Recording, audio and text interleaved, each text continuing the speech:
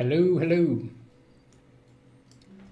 Hello, hello, hello, hello.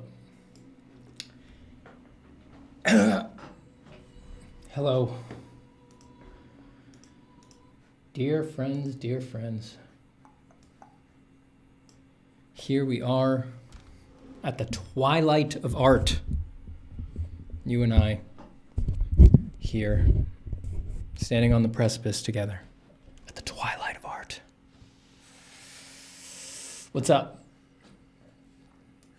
What is up? I'm gonna drink tea for a little bit. So if anybody has any questions, let's just get going with questions. I'm happy to be here.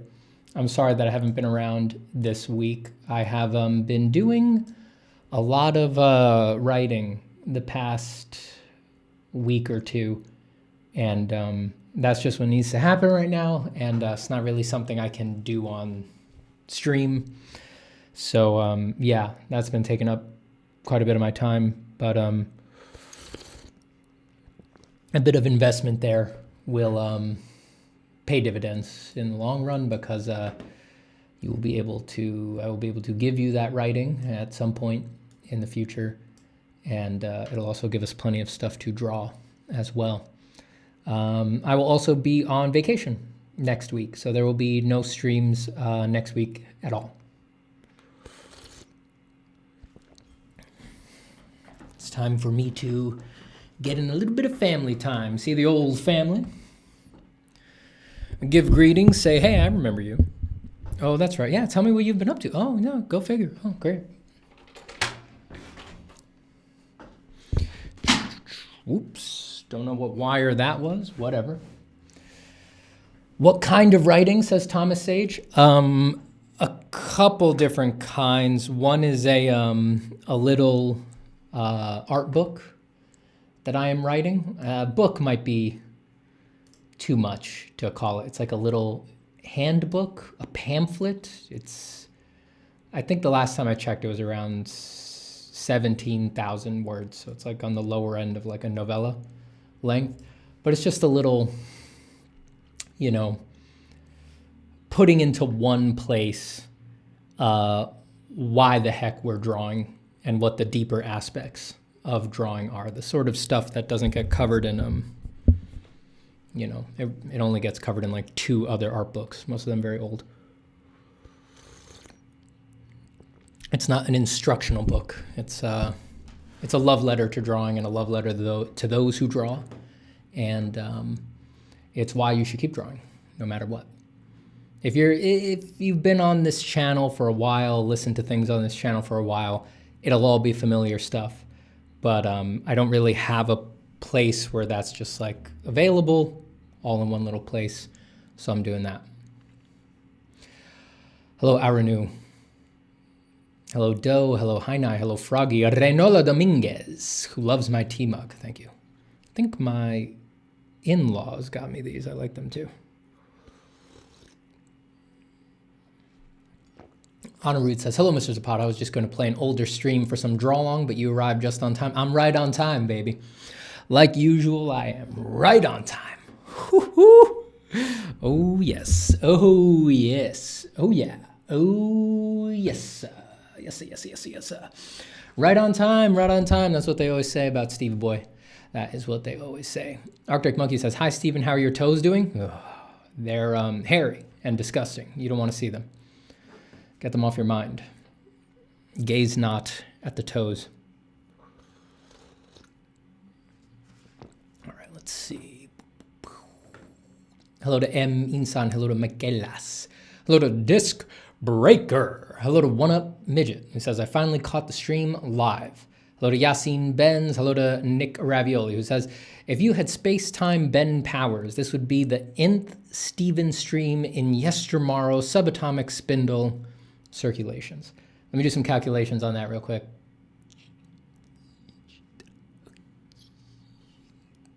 Yeah, I think you're right, actually. Yeah, I think you're right. If you had space-time Ben powers, this would be the nth Steven stream in yestermorrow subatomic spindle circulations. Yeah, I think you're right. Jenny Craddock says, first Sturgeon Steam in 2 weeks. Let's go. I'm here. I'm drawing for a bit.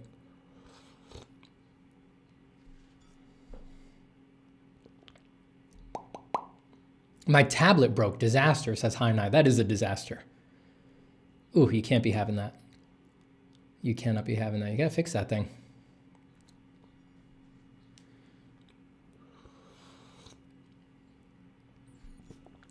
Oh, just feeling the caffeine slowly hit my veins. Let me undo my thumbnailization of these sketches. Make sure these are still full size. Yep. Let's see, what else is up? Been writing, been doing a little drawing like what you see here. Sneaking it in situations. Had a couple of dogs for a bit. Now I have one dog again. Had the in-laws dog for a while, so it was, you know, doubling up walkies, picking up some poopies. The usual stuff. Stuff you got to deal with when some doggies are your charges. Steven, any character design tips? The number one thing about character design is making the design appropriate for the story. So what I usually recommend to people is, if you really have very little experience designing characters, work from excellent source material. So don't work in abstract, don't kind of just design whatever based on archetypes or anything like this. Like, don't just design sword guy, right? I mean, you know, do that a couple times because it's fun, you know, but if you're serious about improving your character designs, like, don't sit there and do sword guy 600 times, right? It's going to be the same unmotivated thing over and over again. If you want to practice real character design, you know, you pick Harry Potter or something like that, and you design Harry Potter. You do designs for Harry Potter. I often say Harry Potter just because it's so popular, but Harry Potter is, you know, it's kind of an odd example to give actually, because we already have a strong mental image for Harry Potter in our head because the movies were made and they have super high-end production design. So, you know, just pick any source material that is very good and already made, and work to it. And it's okay if it's something that has never had any visuals made for it. That might be better, right? But yeah, work to a specific story, work to something real. After you've tried it with other people's stories a few times so that you know you're hitting, like, your art is rising to the level of the good source material, then you can do it with your own stories, you know, and you'll know, like, if the art is it's kind of becomes a nice back and forth dialectic where if the art is boring, you're like, shit, my story is probably boring, right?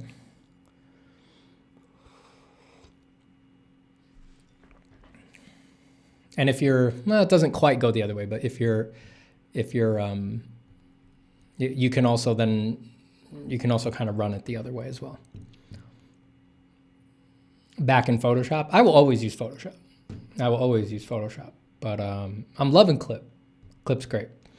I'm in Photoshop right now just because I never intend to, like, switch to Clip completely. I want to be comfortable using Clip for the things that I want to use it for, which for me, as I've said in, like, some of the previous streams, it's for, like, tightening up drawings, for finishing things.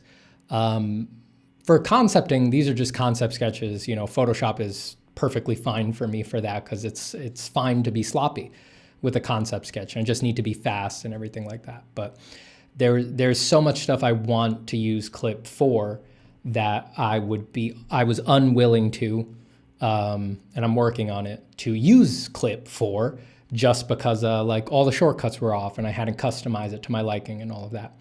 But yeah, it's not like I'm trying to do everything in Clip. I'm just trying to make it possible for me to do the stuff that I want to do in Clip. So if I was going to ink these drawings, at this point, I'm not going to say it'd be totally comfortable in Clip, but I'd want to try to move it over there and solidify them in Clip and pin them down in Clip. Photoshop is like a wife which you cannot get a divorce from. Yeah, I mean, it's just when I've been using Photoshop since I was 12. So it's going to be hard to bail on it. And it's good. Photoshop is good. The great thing about Photoshop is that it does everything. Anything you could possibly imagine doing, Photoshop can do it. It's just not going to be the best experience to get there. And you can't say that for a lot of other programs, you know, and Photoshop has it has more options than any other program for blending modes, layer styles, filters, things like that. And a lot of the other programs can copy like a good amount of them, but they can't copy all of them. You know, you can't transfer everything. Photoshop has like the most range, can do the most stuff. Because it's not for drawing. It's not for art. Photoshop is just it's a way to edit anything made with pixels. And the idea is that you can do any kind of edit with Photoshop. So that happens to include the full breadth of every kind of art you could produce. It's just like, it's a pixel editor. That's what it is. It's not a drawing program.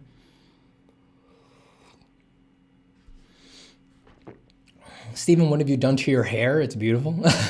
Nothing. I haven't done. I've literally done nothing. I'm just letting it grow out. That's it. I'm just not caring. It's just growing out all tangled and all that. I'm not doing anything to it. Like Stormlight Archive, like any good book. It's not like there's an arbitrary level that needs to be hit. Just anything that you love. Like pick a book that really excites you. Pick one of your favorites, you know? If it's one of your favorites, there's something there. There's something there that's grabbing your attention. It's probably worth doing some designs from. But yeah, you want something complex, reasonably layered so that like every character, for example, that you might draw has multiple design points that need to be hit. That's all very, very good practice to do.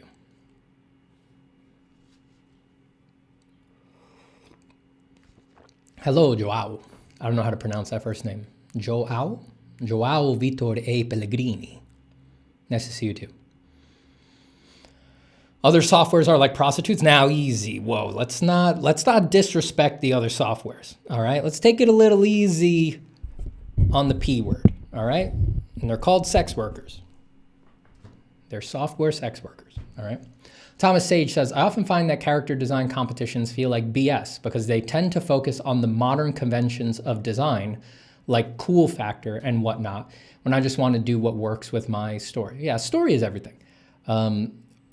Character design competitions with either their very short briefs that sort of just kind of give you a doorway to do kind of the vibe of what's at the top of ArtStation or stuff like that. It's just for fun. No jobs are like that. And the people who are doing them, like the reason that people who do character design jobs still do some of those competitions is because no jobs are like that. It's just like, oh, it's just fun, you know, I don't have to worry about it. But the real job of character design, the work of character design it doesn't actually have anything to do with trends or what other stuff looks like, or, you know, the most popular shapes or color palettes that are out there, right?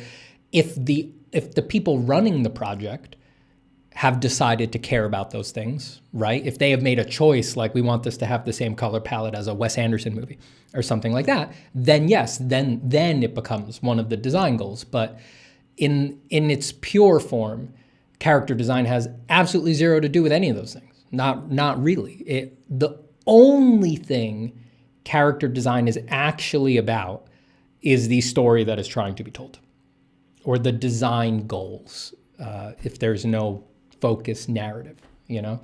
And those design goals determine top to bottom what's appropriate and what isn't. And if the story calls for stuff that is the absolute opposite of everything that's popular today, but that is what satisfies the design goals, it doesn't matter. Your completely unappealing, unpopular looking drawing wins. It's the best design for the story. You know, it fits the bill.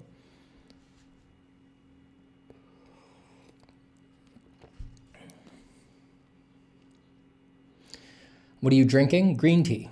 Loading up with caffeine from green tea.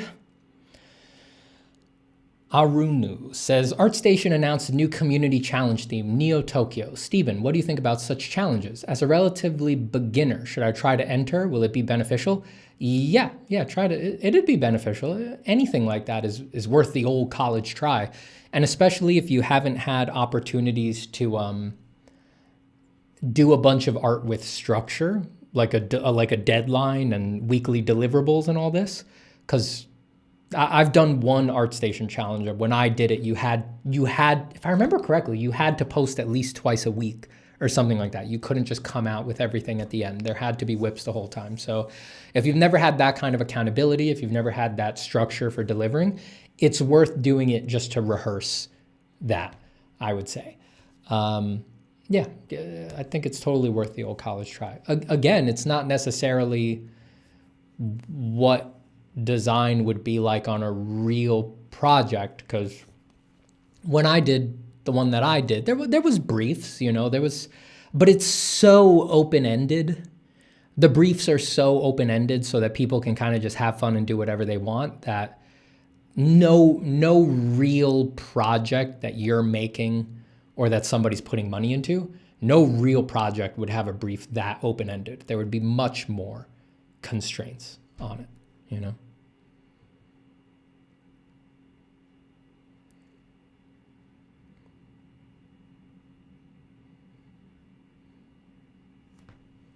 A single Photoshop crash was enough to turn me into a paranoid, manually save every 6 seconds weirdo. Yeah, it'll do that.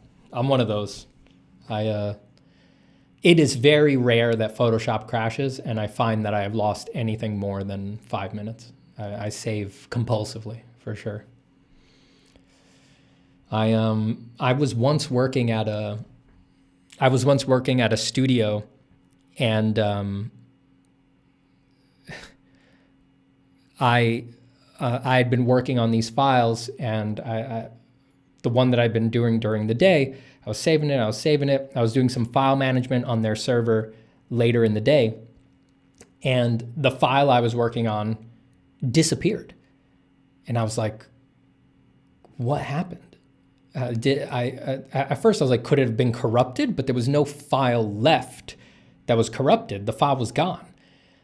And then I was like, okay, it has to be that I accidentally deleted it. I made a mistake, but it wasn't in the recycle bin. I asked them to check the server, all this stuff.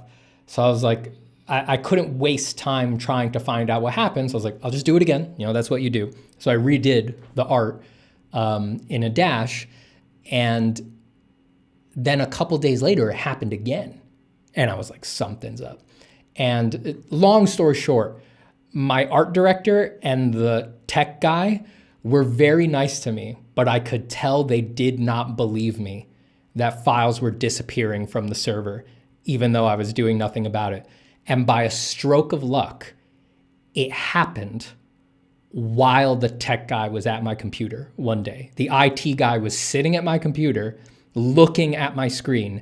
We were looking at the folder open with my file in it, and he watched it disappear. And he was like, and I saw it all like come crashing in, realizing that I wasn't lying and all of that. And I was like, what the fuck is going on? It was very funny.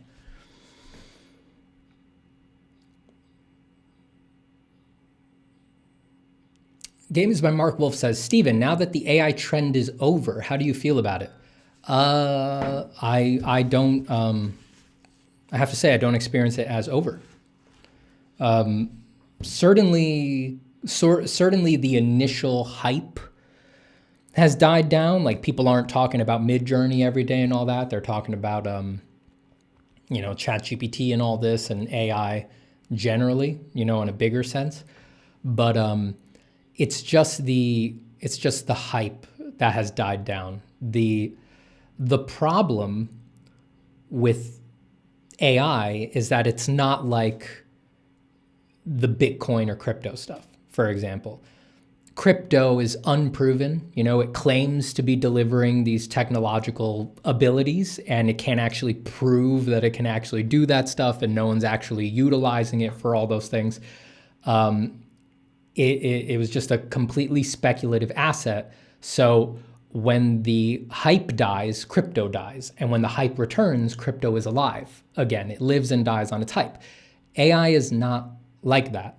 As upset as I am about it, the one thing I can't deny is that it's real. It is clearly a real technology that actually delivers what it claims to do. It does it in ways that are hugely problematic. It is unethical. You guys know how I feel about all of it, but it's not fake. It is doing the things that it promises that it does. So it doesn't matter if the hype has died down. The problems still need to get worked out, even if they're happening in a land of in a hypeless world of obscurity where no one's writing articles or anything about it, because it's still showing up in the workplace. It's still going to wind up on projects. It's still going to try to needle its way into the industry. So it doesn't matter if the hype is dying down. It's still a real thing that needs to be contended with. And yeah, I mean, but even just the hype and trend stuff, I actually don't feel like that has died down, because just last week, I had a literal news crew in here, in this room with me, filming me, talking to me about AI, interviewing me with a correspondent and an interviewer, and filming me working and showing them glaze and all that. So like, that doesn't feel like the trend is gone. It still feels like it's relevant and stuff to talk about.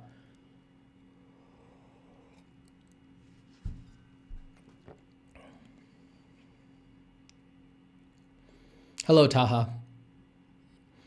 Cyanide says, Steven, I'm having much trouble with concepting characters. I didn't have problems drawing figures, expressions, or clothing, but need help with iteration and design. What's the best process? As I alluded to before, story is king when you're actually trying to create a character. So you need to pull the relevant story elements out of the character. If you have no story, then your problems with concepting characters are completely abstract, right? They're just, if you have no story, if there's no real thing you're making, then the only problem you could actually have with characters is something like, the shapes don't look good enough, or she's not cute enough. And it's like, you can just say that forever. It doesn't matter how good you are. Any arbitrarily good designer, you could have their drawing in front of you and you could say, the shapes aren't good enough. Like, there's always some abstract realm you could keep pushing to. So as far as I'm concerned, that's kind of like a bottomless well where it doesn't really make sense to ask, like, why isn't this working? Why am I not good enough? How do I make these characters better? It's like, at that point, you just pick an arbitrary hat, a subjective viewpoint to look at the artwork through, like, pointy shapes are better. And then the other peanut gallery stands up and says, no, curvy soft shapes are better. And then, no, angles are better. Like, you just pick one view and just sort of go in that direction. It's bottomless.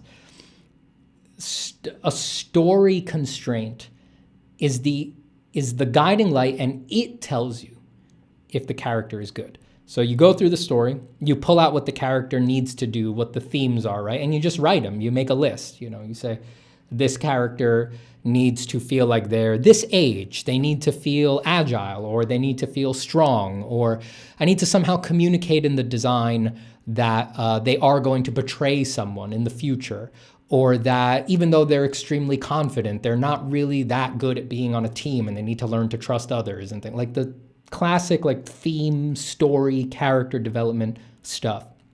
You make bullet points out of those things and you go down the list. And if you have a design that hits every bullet point, it's good. That's it. And you iterate as many times as you need to try to hit all of the bullet points.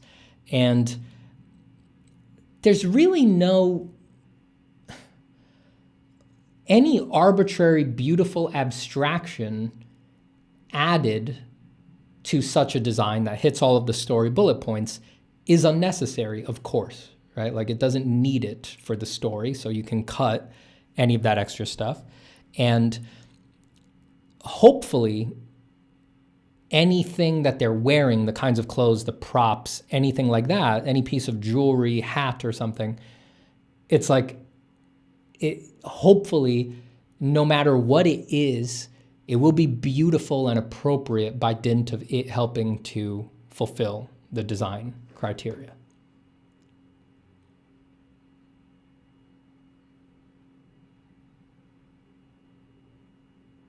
Hello, Rodrigo. How are you? Greetings from Argentina. Greetings from Nueva York.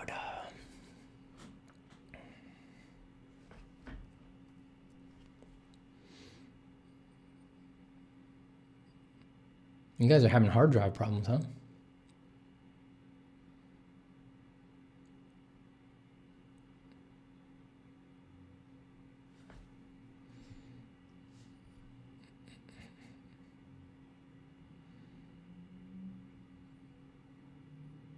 Hi, Sansia. Steven, did you watch the new Scott Pilgrim series trailer? It looks so cool. Amazing art style and animation. I hope Western animation makes huge comebacks so that everything doesn't have to be anime. I have not seen it.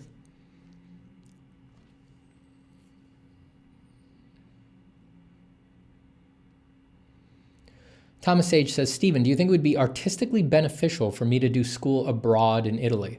I can't say. I mean, it would depend how much time you would spend actually drawing. You know, would you find it to be inspirational? How's your course load? Is it taking up too much of your time? I don't know. It depends how much time you actually spend engaging with art. But probably as a person, you would never regret going to school abroad in Italy. You should probably just do it anyway, even if it doesn't make your art better like immediately. It's just a beautiful place full of history to go, and you'll learn a lot of things. I wouldn't miss the opportunity. If I had a chance to study abroad in Italy, I would have spent as long in Florence as I could have. Israel says, hey. Hello, Israel. Cursed Fetus says, Steven, please help me channel my inner Steven so I can finish this painting better.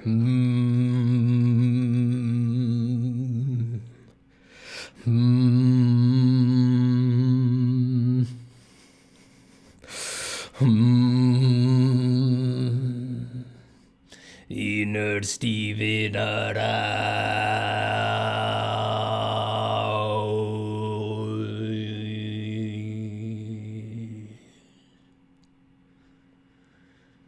Inner Steven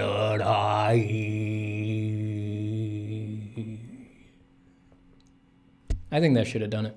That probably worked. You should be able to finish the painting now. iNocturne says, it was the aliens, Steven, who virused the files. Whoa, holy fuck. Whoa. Arctic Monkey says, reminds me of when Craig Mullins talked about how they didn't save files back in the day and repainted the pieces from the ground up. Yeah, well, I think it took a lot longer to save back in the day. I think it took a lot longer to save. AI will die out once you can't make money with it anymore. I'm not an economist, so I don't know. It's hard to suss out the market economics of something like that. I mean, the tool is just going to be around. You know, that's the problem. Steve Messenger says there's a fair amount of AI art showing up at Comic-Cons, unfortunately. Yeah, and a fair amount of people getting kicked out of Comic-Cons for doing AI art, interestingly enough. Travis Nick says, hey, all been waiting all week for this. Hello, Travis. I did it, do. People will probably get bored of AI since it's not as fulfilling as real art. That's for sure. The question is, will the companies get bored of cheap art? No, probably not. Sense of Wonder says, literally yesterday I was looking at a job advert. Keeping up with AI trends and training team in them was one of the things mentioned.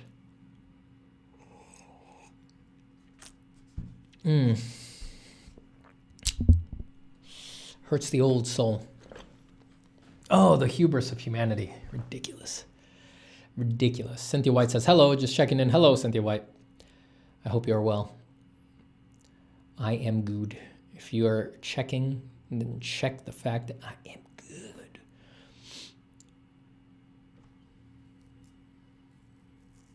The hype for Steven live streams isn't going to die. I know that much. I mean, it couldn't. They're good. They're destined to become the most important cultural artifact that humanity has ever seen. So obviously the hype only goes up from here. Have you ever tried using 3D Coat?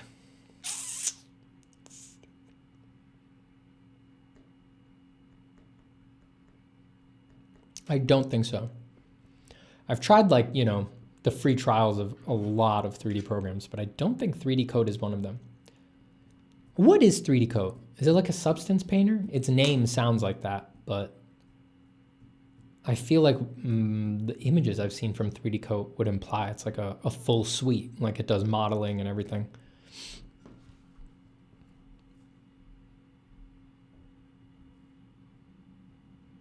Good afternoon, Boxer Wing. Nick Ravioli says, story is king in what context? The overall setting of what you are working towards? The overall setting of what you're working towards, the setting or the story you are telling with the particular piece you are working on.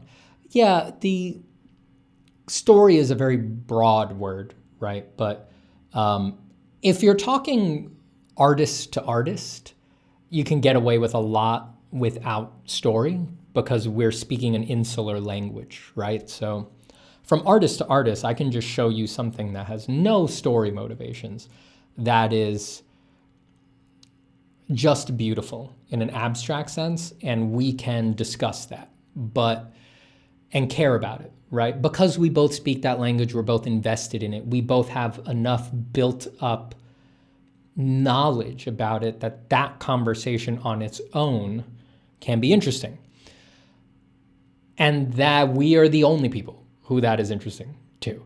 Everybody else, people in general, the public, needs story. They need some kind of narrative. So even if you are doing a one-off picture, what people tend to remember from a picture is the story, right? Even if the story would simply be stated in the sense of like, oh man, I saw this awesome picture of, you know, Batman leaping off a building and he's rocking Joker in the face, right? It's like, yeah, to us that just feels like that's what those characters do, but what that is deep down is story in a primordial sense, right? There's still a narrative occurring in there. It's just not a particularly interesting or compelling or new one.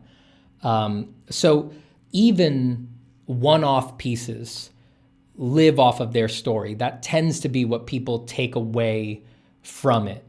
Oftentimes, something that feels sublime or mysterious or captivating, something like a Bekchinsky, for example, the audience tends to contextualize the feelings that produces as something like, the mystery is like, I don't know what it is, but it feels like there's something there, right? It's almost like the intimations of a story, right? Which doesn't really happen by accident, right? Or else everybody would be able to pull off a Bekchinsky and fucking nobody can. So even mysterious or sublime things tend to be interpreted by the audience as being on the precipice of spilling a narrative, right?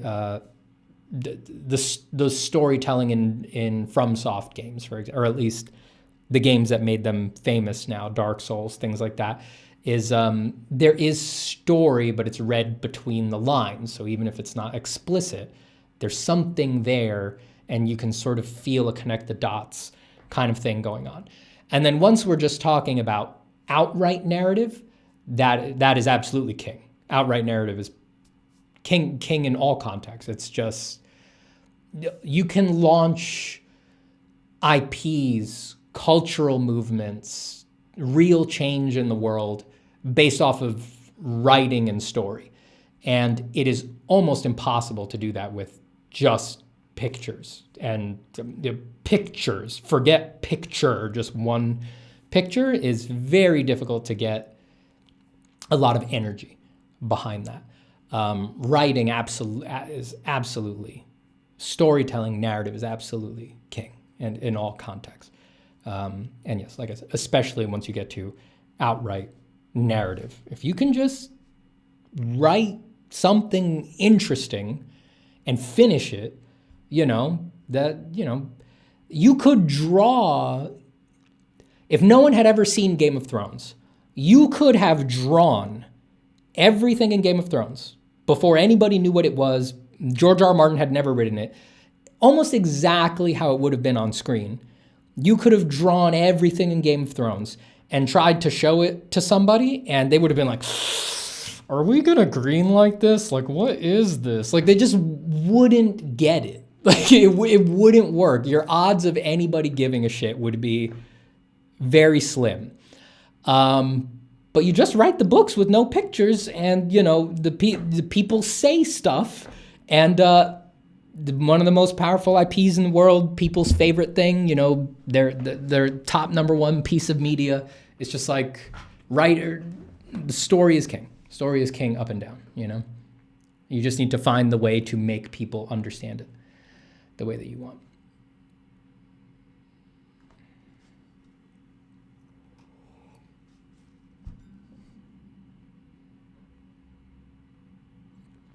Again, we're speaking in a very broad context there, right? Again, within niches, within cultures, within communities like artists and stuff like that, there's wonderful things you can do with just pictures. I'm talking about, if we're talking about the world at large, right? Like that kind of thing.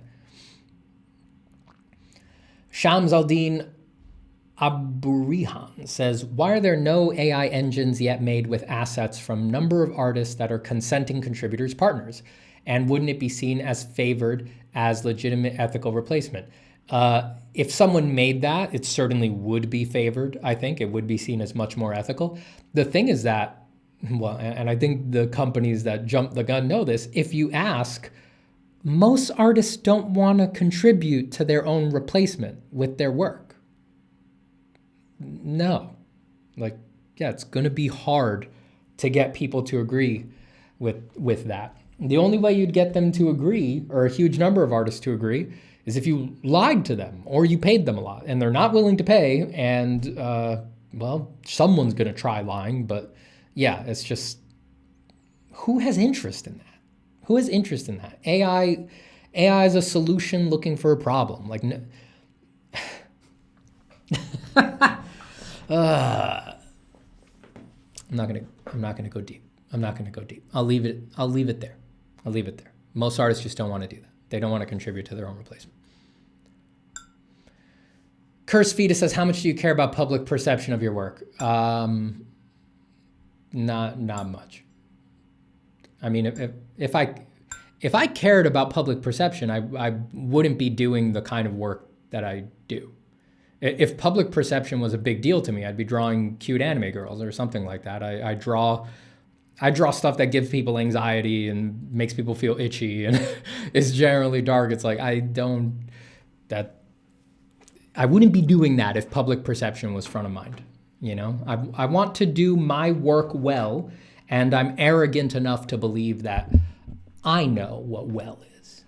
It's me. I'm the artist. I'm the one who's been practicing my taste and researching for years. Is the public the one who's been hyper refining their taste for visuals for years? Some of them, mostly if they're other artists as well. But why would I trust their taste on this? No, thank you. No, thank you. Like I said, I'm arrogant enough to believe that. So public perception doesn't mean much to me. My perception, very important, very important. Care a lot about my perception of my work. Froggy says, do you recommend sleep? Nah, just don't sleep. Yes, yeah, sleep for sure. Why? You're not gonna do any of this well if you're tired, you know? You don't burn yourself out, for real.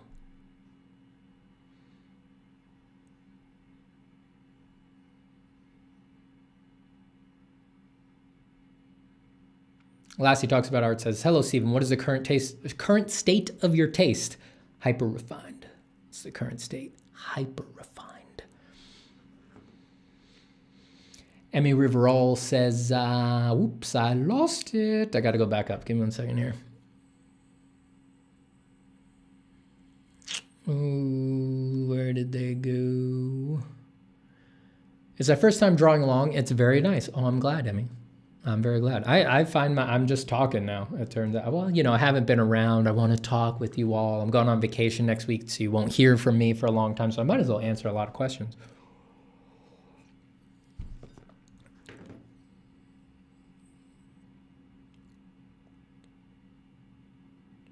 Andrew Gray says, hey, Stephen, greetings from Ukraine. Thanks for the course. Really awesome. My pleasure, Andrew. Greetings from New York. Enjoy the course.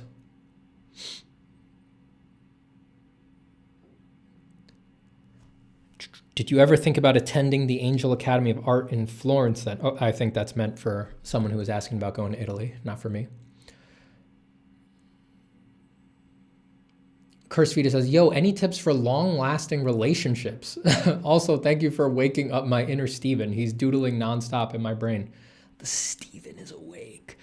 I don't know. I always just feel, I really shy away from,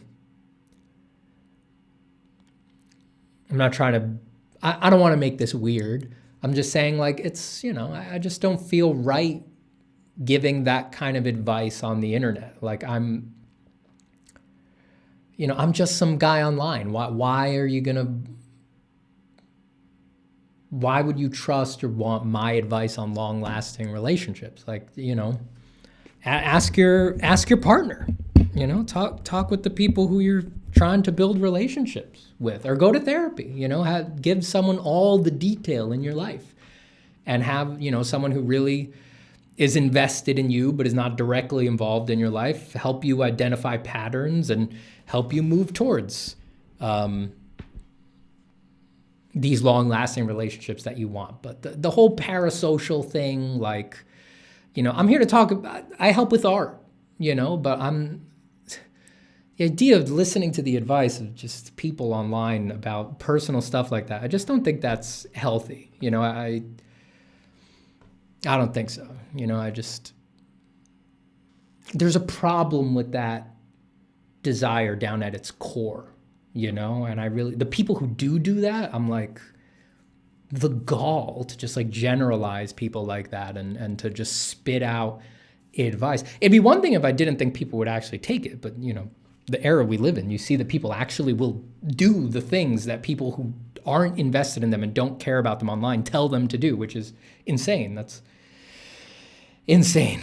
So yeah, get a therapist and be open about your feelings and give them detail in your life, and have someone like that help guide you towards that, or create a similar environment with your friends. And don't get advice from people who know fucking everything about you instead of people who know nothing about you. And don't come to me for stuff like that.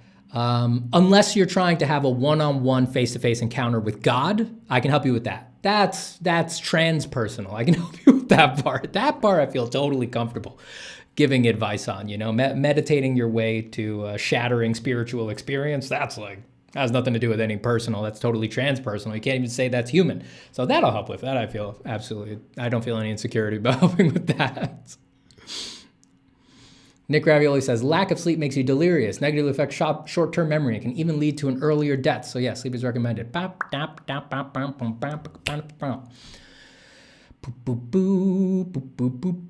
Cyanide says, oh, almost forgot. What do you like to start when designing characters? Using block shapes for silhouettes, or working in line for general pose proportion, then poses? I draw in line, but I'm always thinking about the silhouette. The method of drawing that you see a lot when talking about character design, where you literally draw like this. I'm glad you brought this up, because I feel like artists don't bring up this point enough.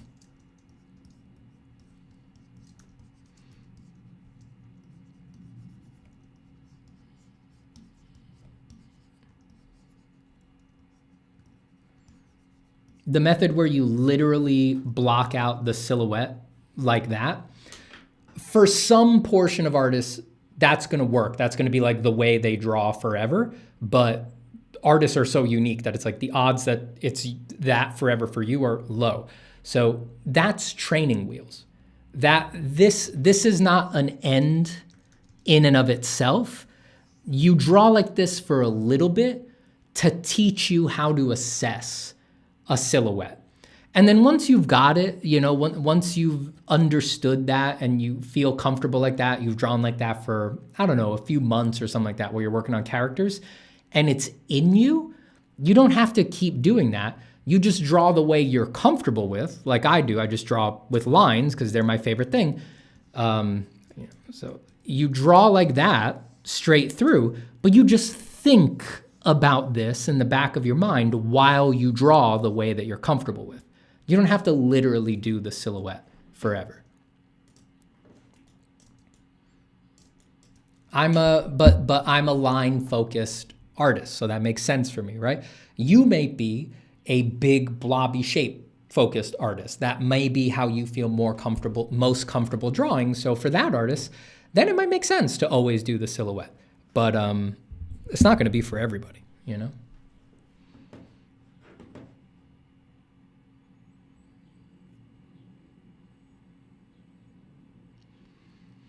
Steven, have you been on TV yet? Probably at some point. I don't know. That feels like the kind of question where my gut says no, and then if I think about it, I'm like, wait, no, I was on. Or probably. I don't know. I just do stuff and then I forget about it. So, Medant says, do you think it's important to transition from drawing tablets without a screen to one with a screen? Is the output quality vastly different? It is not, and I don't think it's important. I think it's okay to use a screenless tablet forever.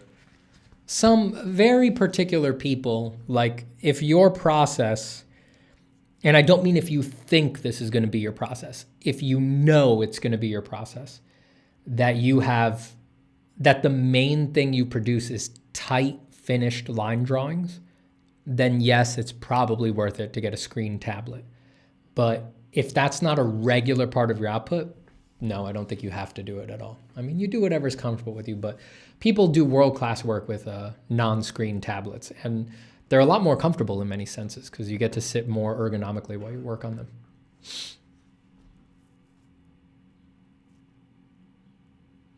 Chady on Fire says, hello, Steve. Hi, Chady.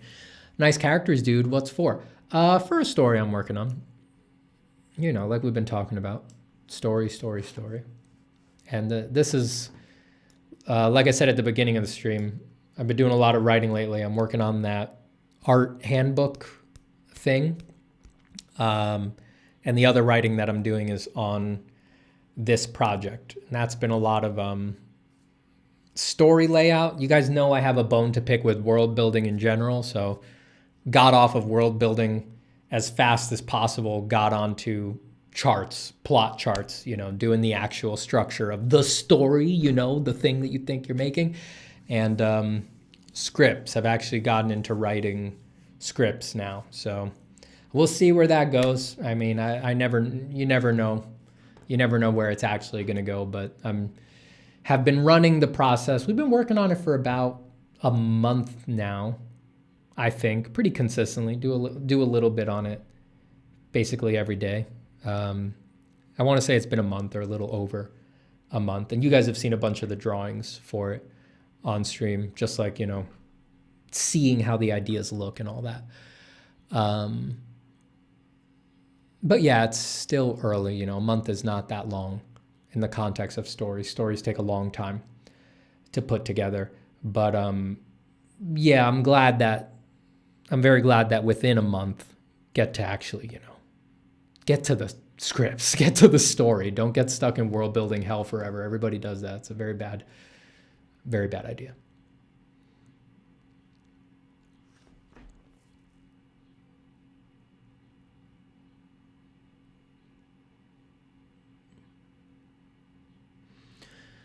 Earth says, what are the best back cracking exercises you do? I don't crack my back. I don't really do any, you know, before. All I really do is run. That's the only exercise that I do. And the only other kind of physical exertion, regular physical exertion, is like the stretching that I will do before a run. So every now and then I'll get a nice crack in the stretching session before a run, but besides that. Hafu says, is there a way to use AI positively in your art learning? No. Don't ask me shit like that. I'm just some guy on the internet. I don't know. I don't use AI. And I wouldn't. Screw AI. Screw its current version. We can discuss if there's as far as I'm concerned, we can discuss if there's a positive way to use it in your art learning when it isn't corroding the entire market at its heart. How does that sound? Earthling Official says, your vocabulary with humor is awesome, dude. LOL, I feel like I need to read more books. I don't know what I say. Did I use a $2 word? I forget what I said. Have you ever seen Profussi's Lando content? I have not. I don't know what that is. Hey, Steven, says Nabotoro. Thank you for being an awesome artist. You're welcome. You are welcome, all right? And an inspiration to bring me from the deep depths back into my artistic space. Nice. Circular Steven will only bring circular reasoning. We need Steven-shaped Steven. Steven-shaped Stevens are some of the rarest Stevens, actually. It's easy to get the opposite impression when you look through the markets, because I mean, it's just, you know, they're the most valuable, most prized Stevens. So of course, you know, when you go to one of the sites, you're looking at the splash page, of course, you're going to see a Steven-shaped Steven. So it's easy to get the impression that, oh, they must be somewhat common, or these are like the ones that most people are handling, or these are the ones that people use the most for their various activities that they use shaped Stevens in. But if you look behind it, if you look at the actual stats, Steven-shaped Stevens are actually the rarest Stevens. And, well, you know, it all makes sense. That garners a lot of their popularity. That's why they're the most popular ones. You know, it's simple economics, dude. It's supply and demand. It's supply and demand, and there's a lot of demand for Steven-shaped Stevens.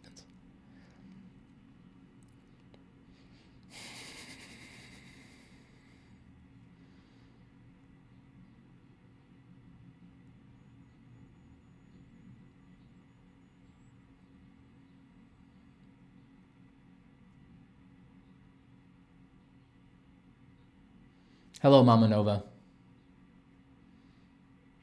I think I might be very behind on chat. I just want to answer stuff.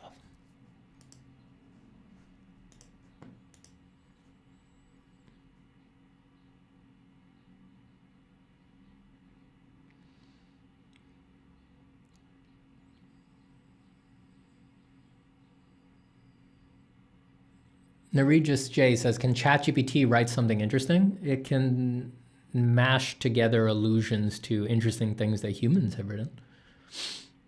And you can find that hideous concatenation to be interesting on its face, but it's a surface effect, you know. Is it interesting down to its core? Well, it's interesting as a cultural moment. Like it's certainly fascinating right now. It's like, holy fuck, a machine did that? But the shine's gonna wear off of that pretty soon, obviously.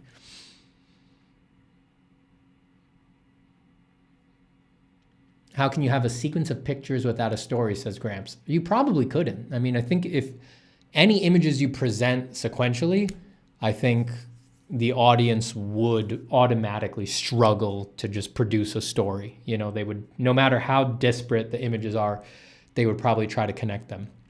Unless you've given them context of like, this is just a gallery of different kinds of photos, you know. I think they would try to connect them just if they're just sequential with no context to say they're not related. I think people would try to read between the lines.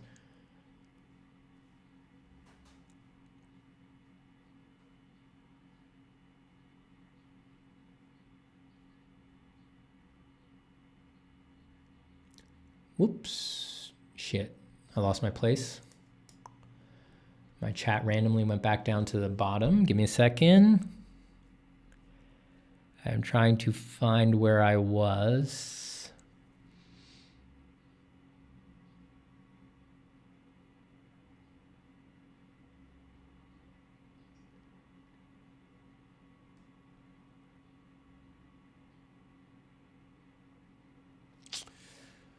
Oh God, where was I?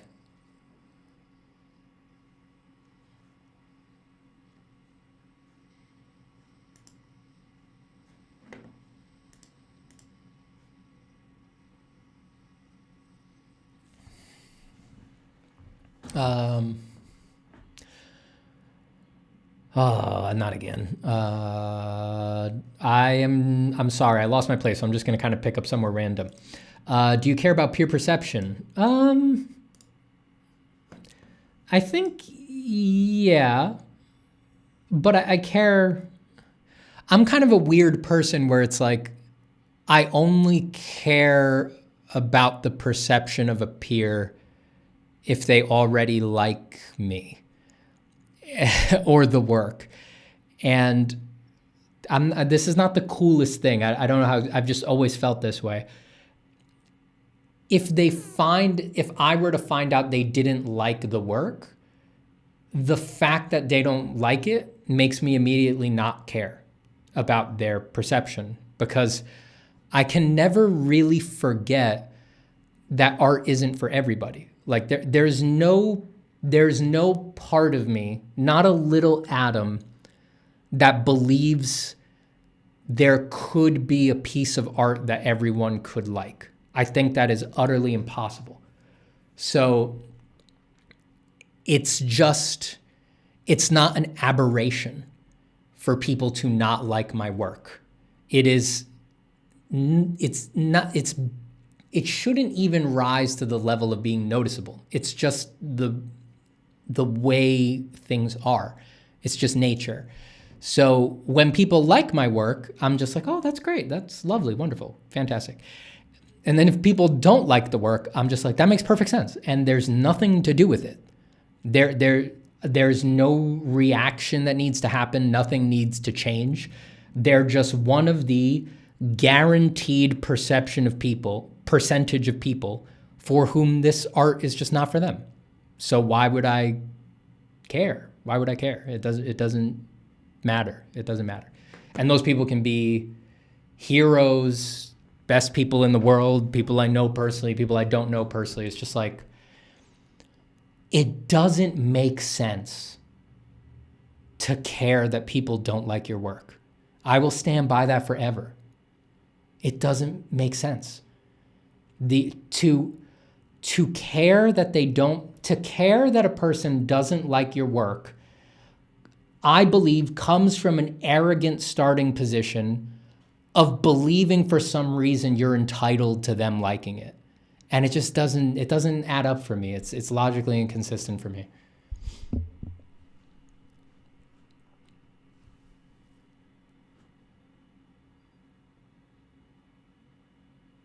The guy with the hammer-like stuff looks like he knows what sex is and he won't tell you. Rad characters. That's funny. My dad judges me if I draw scary stuff or cute anime girls equally. Sounds like a your dad problem, for sure. Sounds like a your dad problem.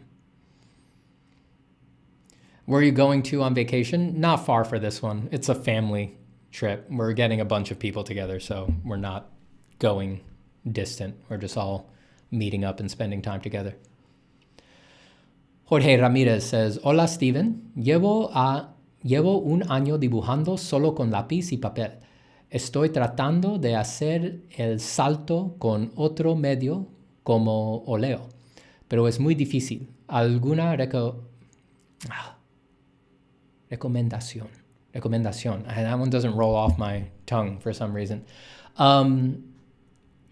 Try to, this isn't something to stick to, Jorge, but try to make the way that you use oils as much like pencil as you can in the beginning. Try to keep the process similar. So even though classical training and classic advice might disagree completely with what I'm about to say, I think it makes sense. If you have been having success and feeling comfortable using pencil on paper, and pencil is a small stylus, try to begin painting. Not the whole time, but build in a significant part of the process where you're using a tiny brush. And all the plein air painters now are going to say, no, Steven, blast, James Gurney's blast. It's got to be big brushes. It's like, oh, that's cute. Did you read that blog post twice? How many paintings have you done? Like, I don't care about the rules. What if you're looking for a way to break into a medium, why work in a completely different way that is utterly alien to you from the thing that you have been comfortable doing for a long time now? I would say try to make it feel like pencil as much as possible in the beginning, right? The small brush thing isn't the only way, right? A lot of people these days start with the assumption that you should paint in the bravura style, alla prima, thick paint right down on the canvas. And you kind of got to be a little bit of a weirdo to do indirect painting techniques like glazing and transparency and things like this. But I think that pencil drawing has much more in common with glazes and working with transparency and diluted oil paint than it does with bravura style thick paint, which is where a lot of people start and where a lot of painting advice is built around. So consider that. Try working in black and white and then glazing color over, or working with very thinned out paint so that you can build up values slowly. Those things will be more in line with the way that your brain is already thinking for pencil. And then once you have a little bit of deliciousness, once you're like, oh, I really like oil, I'm actually enjoying this, then start onboarding the parts that are more alien. Then start onboarding, spending more time with a 2-inch thick brush. Then start onboarding using paint straight from the tube, as thick as it comes out, full viscosity, and introducing those alien aspects into the solid foundation that you have. Stephen, the question about Angel Academy of Art was to you. I did a month-long boot camp at Grand Central Atelier years ago, and that was fun, and I learned. But at the end of that month, it was clear to me that the atelier life was not for me, and that method of teaching was not for me. It doesn't leave enough room to draw from imagination. So I had a great experience in that month, but I left that month very confident that, at that time I was in design school. I had done the boot camp over a summer break.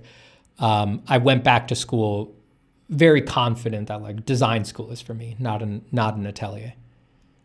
So yeah, I mean, maybe if I was in this hypothetical situation where I was spending time in Florence or something like that, maybe I'd take a couple classes at Florence Academy, but I wouldn't like enroll full time. If I can't draw wacky stuff from my head, I'm not happy. Like I like doing life drawing and, doing exercises that challenge me, but it's like, you guys know everything that I harp on here. It's like, that's not, well, for them, it's the end goal. I don't know. Is it the end goal? Because a lot of them, it's still not, right? They go on and they do allegorical still lives, or they try to resurrect history painting and all this. It's like the exercises are not the end goal. You got to do your creative work.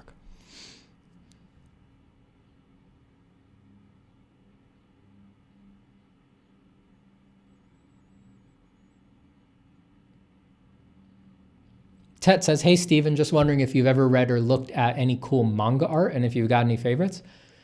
I don't read manga. All of the famous ones, like the stuff that everybody says like, oh, this is the most beautiful manga and all that. I agree. It's beautiful. All the stuff that's great is great. It's just not, it's not my stuff. I don't read manga. I don't really read any comics. So yeah, unfortunately my what do I think is cool manga art is very the taste of just like the stuff that has risen to the top, the cream of the crop. So, Berserk is beautiful. Akira is beautiful. One Punch Man is excellently drawn. I would argue both the original webcomic and Yusuke Murata's redraws are both excellently drawn. I've never looked through Naruto or One Piece, but I'm sure they're, it's anything of that scale is always, it's a feat, it's difficult to do anything at that scale. But yeah, it's just not my kind of thing. And I'm not going to, now usually this is when people say, oh, Steven, you should go read this one. Like, oh, you like that stuff. Like, this is the one you're going to love. I love you. I'm not going to read it. I'm not going to read it. I don't read even the best stuff. Berserk is the one that I've read the most of, and I didn't even get through the Golden Age arc. I don't read that. I don't read comics. I I look through them to get an idea for how incredible the art is and to see a little bit of growth, but I don't sit there and read them. I just kind of flip through, jump to the end to see, wow, this is how much better they got after 200 chapters in 35 years or whatever, but I don't read them. I'm not going to read your recommendation. I'm sorry. I love you, but I'm not going to read it. Just so you know, I'm not going to read it.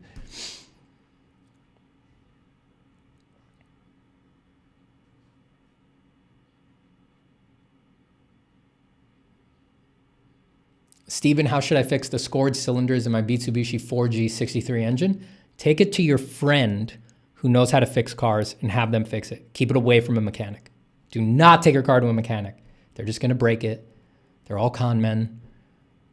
Everything was fine, and then you take it, and suddenly you're like, oh, you know, what do you know? That'll be $12,000. Steven, what's the meaning of life?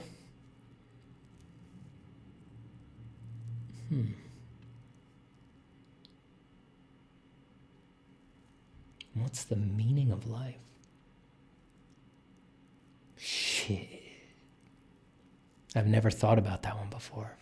Fuck. I'll have to get back to you on that.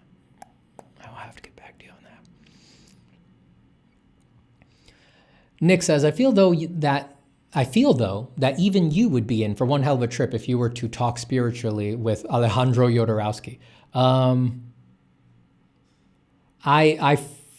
don't doubt it. I don't know if I'd talk to him about. I don't know if I'd talk to him about spirituality. You know, I read one of his spiritual. I read that spiritual seeker book that he wrote. I don't know. I feel like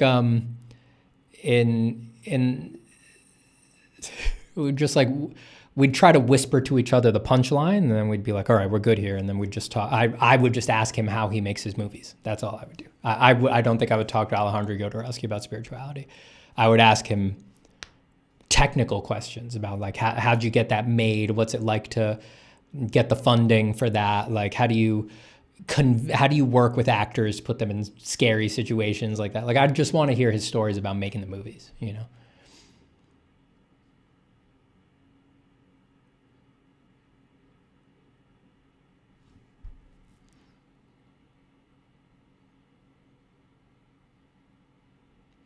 Curse Fetus says, would you ever make the Stevens animatics into a real thing? It's genuinely so well made, and I really enjoy your ads. Thank you. I would do it for you guys, but that kind of thing would need to be completely self-funded, right? There's no, it's an inside joke, you know, like there's no, unless I was just going to pay for it outright, there's no,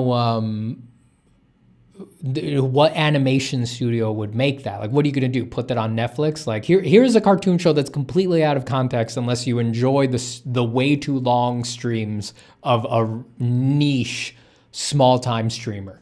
Like, no one's gonna make that. So it's the kind of thing you'd need to self-fund. I don't know. I don't have any plans to ask you all for the probably millions of dollars it would take to make a few of those or something like that.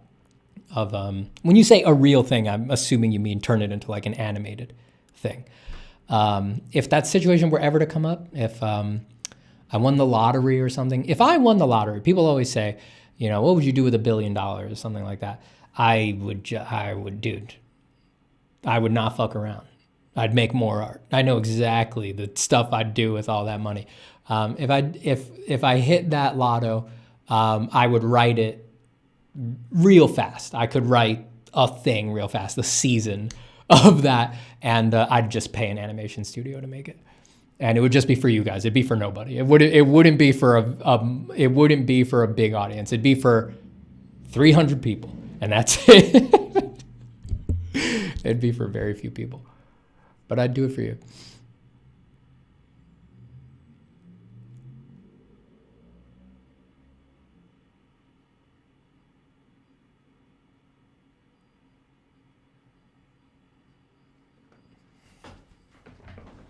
Earth says, I like the iPad. It's the best out there. The iPad is great. I think the iPad is the best choice for people who just want to, if they have nothing else, if they don't have the computer, if they're sort of starting from scratch, the iPad is usually what I recommend. If you've got no other tool, no drawing tablet, no good computer or decent computer, I think the $1,000, well, if you put in the tax and buying the expensive ass pen, the $1,300 you would spend on a new iPad Pro, I think for most people, a beginner from scratch, that is the most you could get for $1,300.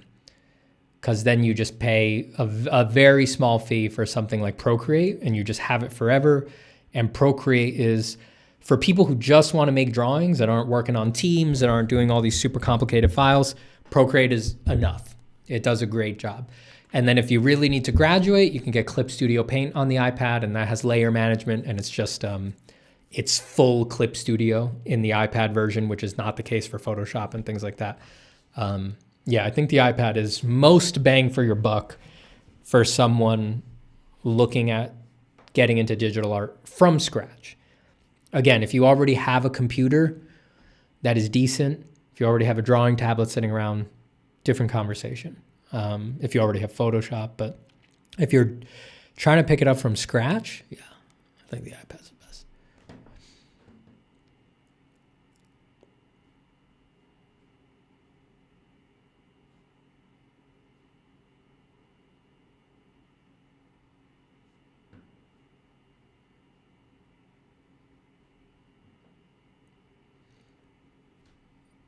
Tether Pencil says, there is a mangaka artist in my country that signed his first contract with Dark Horse Comics at 23 years old. Yeah, man, you got to make the thing. You got to make the thing. Curse Fetus says, have you ever been not as confident as you are now? I always admired that of you.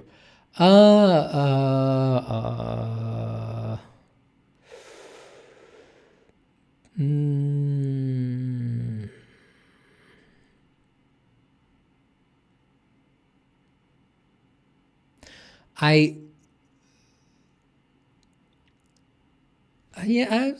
always been kind of, I would phrase it, I don't think of it as like confidence. I think of it as just like stubbornness in a lot of senses. Just like, it's going to work out. You know, I'm going to do it. I'm going to make it work. It's going to be fine. I always had that, but I definitely used to suffer more in the past.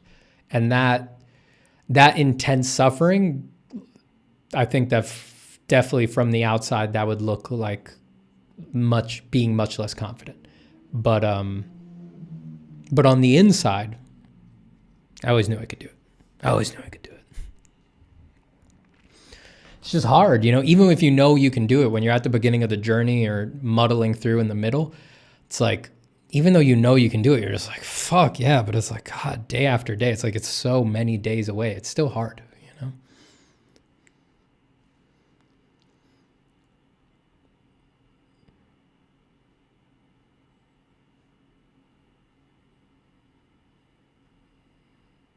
I'm strongly considering getting an iPad for drawing only. It's good. Or it says, I wonder why Wacom doesn't promote the art pen as much. It's the best pen they made. I used it for a bit. I used to have one. Is that the one with like the chisel tip?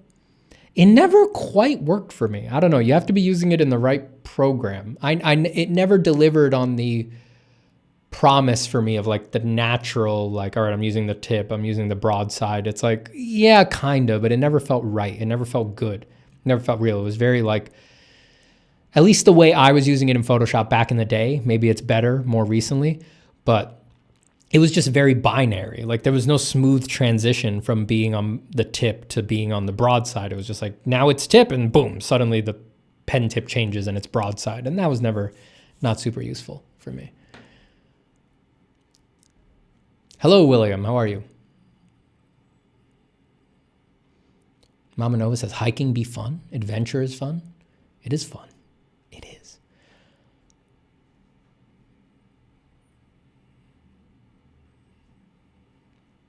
Travis says, Steven, I don't know if it's me not used to the tablet or the tablet and the pen itself, but there seems to be a tendency for it to force my lines to be messed up. I'll try to draw just like on my iPad. All the tablets really, like Wacom, Huion, XP Pen, all of them, all the tablets are garbage.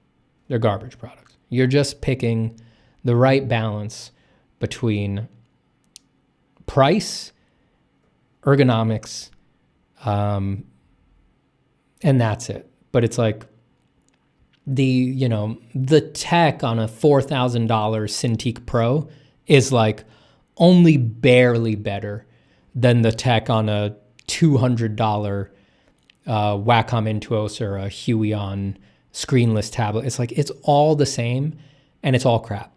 This is baby steps we're in the early ages of digital drawing tools. The Apple Pen is much better than all of them, far superior. But even that is just not that great. They try to pull the wool over your eyes by saying it has 8,000 levels of pressure sensitivity or something like that. And that number impresses you. That level of sensitivity is nothing. It's really not that sensitive. They are not that great. They're all garbage products. So pick a cheap one. The expensive ones are not that much better.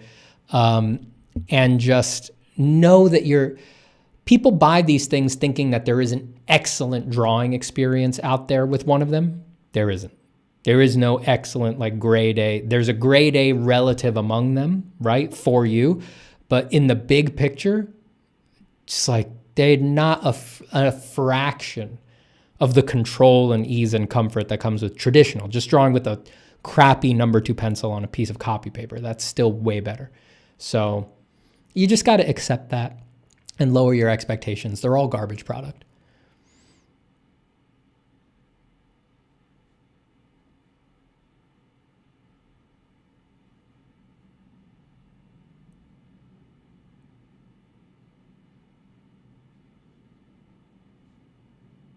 Oh, lost my place again.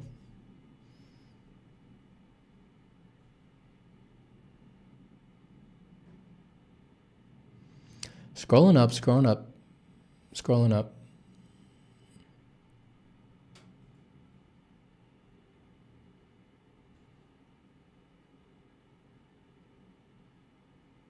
Well, I'm way behind here. Oh boy, I'm way behind. All right, I'm gonna try to go a little faster for you.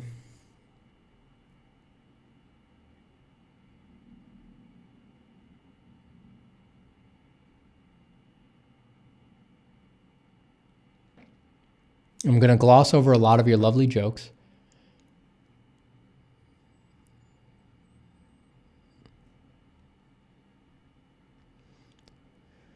Curse Vita says, do you enjoy people abstracting the stories behind your work, or do you enjoy giving the message directly?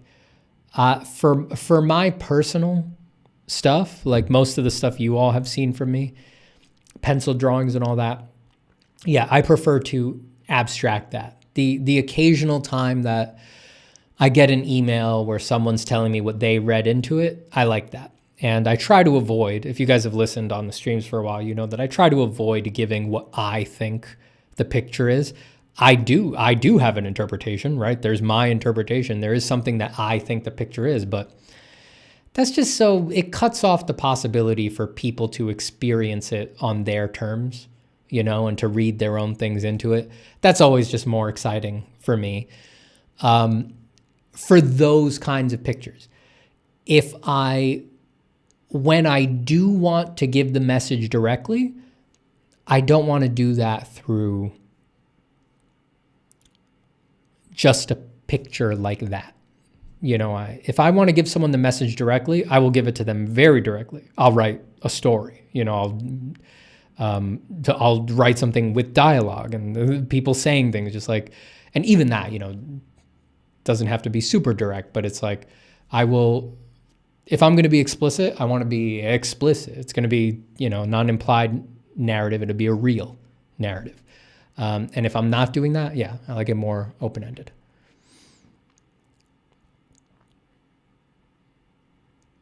Anna Rude says, that is so damn true. Whenever I show my sketchbook to my tattoo artist friends, he just starts coming up with stories page after page, even though I drew everything randomly. It happens, dude.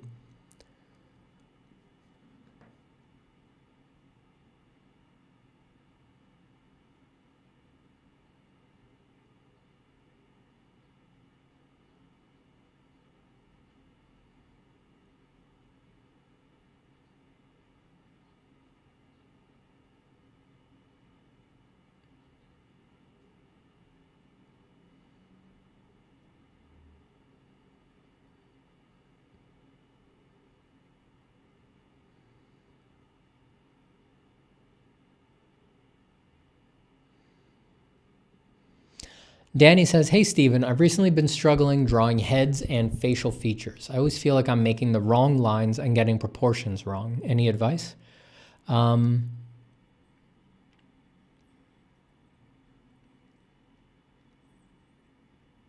The usual advice I give here is, again, I don't know what your work looks like, and there's different advice to be given depending on what you're drawing the heads for. Like, are you just trying to do portraits of people from like photos? Are you trying to draw them from your head?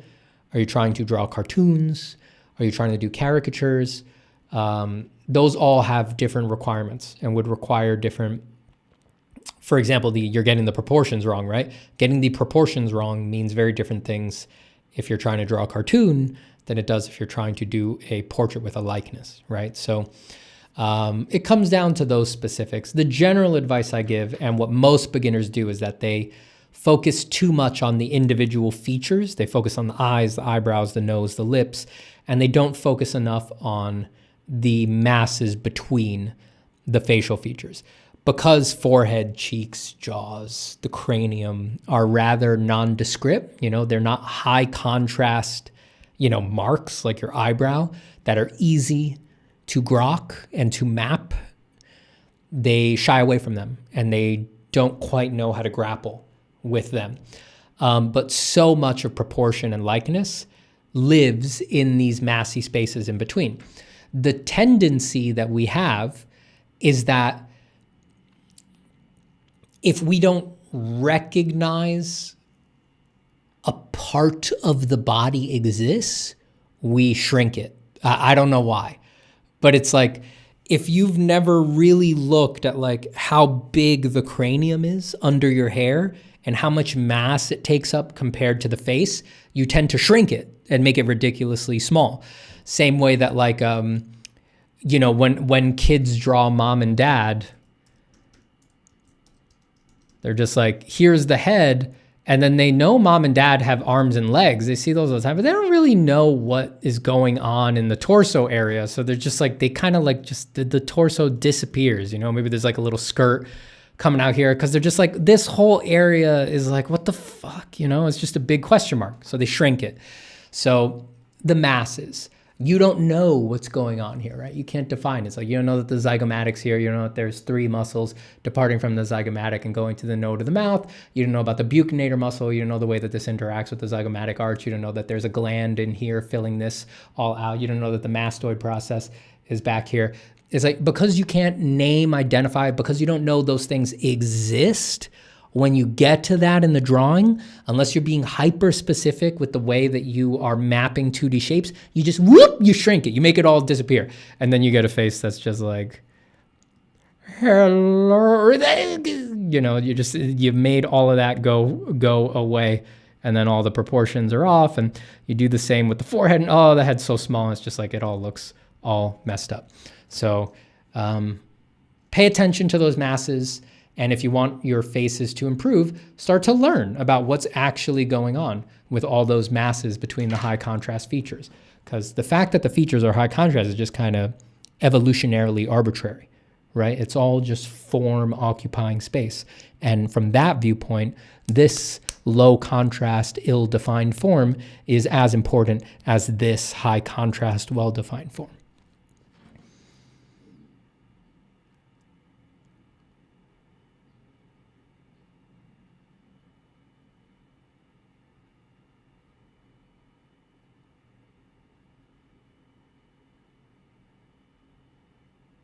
Chris Vita says, my painting is starting to look Gucci. Listen to you raising my artist power level, homie. Oh, that's why I'm here.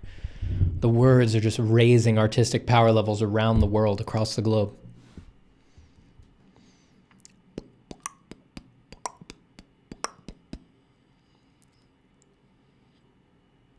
Talking about breaking into medium, do you have any key advice for moving from graphite into digital? Same advice that I gave on the oil painting thing. Just try to... You can do anything with digital, which is too overwhelming.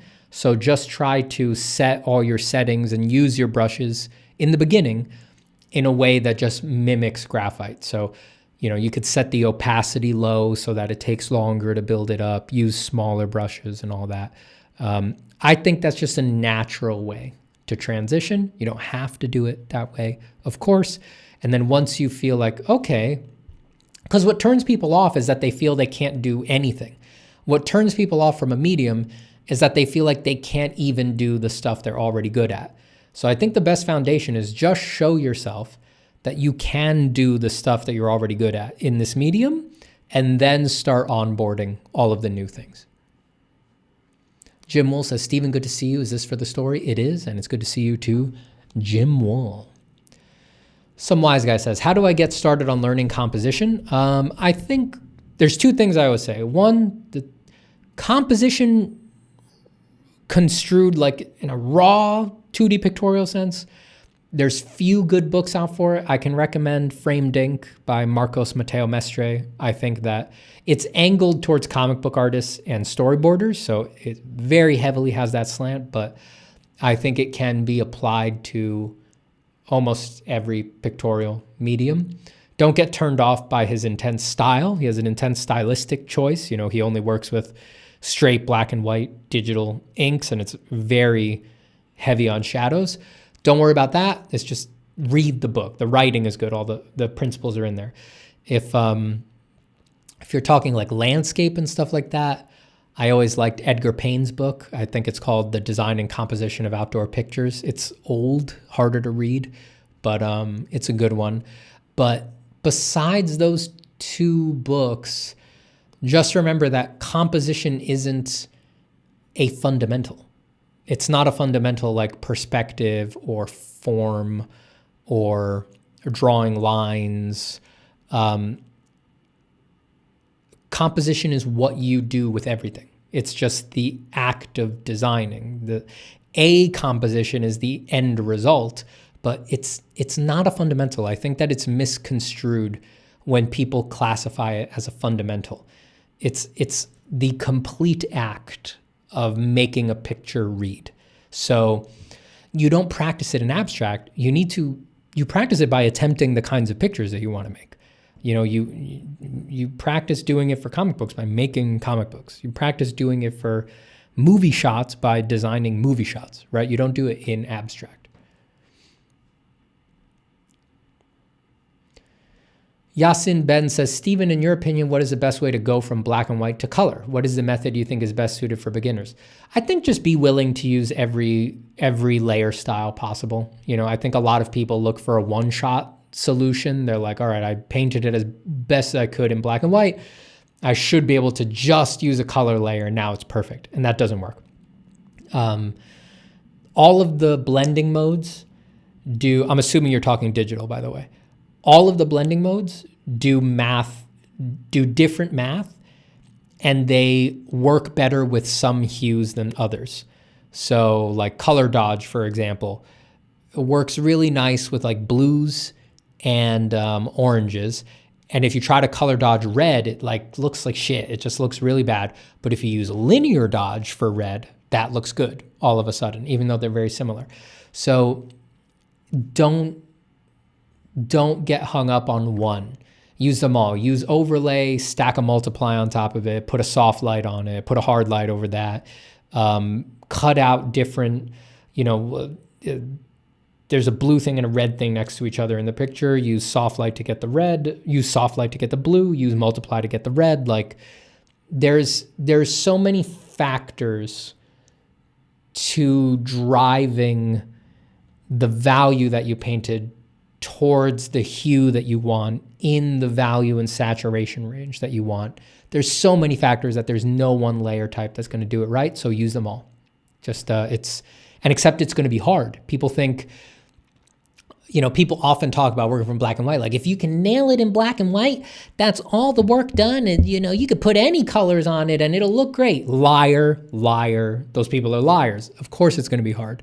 Art is hard. So just don't let that thing creep in where it's like, it's supposed to be easy, the color step. Like, no, it's just another step that needs to be done and you're going to have to work for it. So toss out the part of you that thinks it's going to be simple and just, it's another part of the process and there's going to be problem solving and there's going to be parts that are difficult. And when in doubt, normal layer and paint it by hand. Just pick the colors by hand and fix it by hand.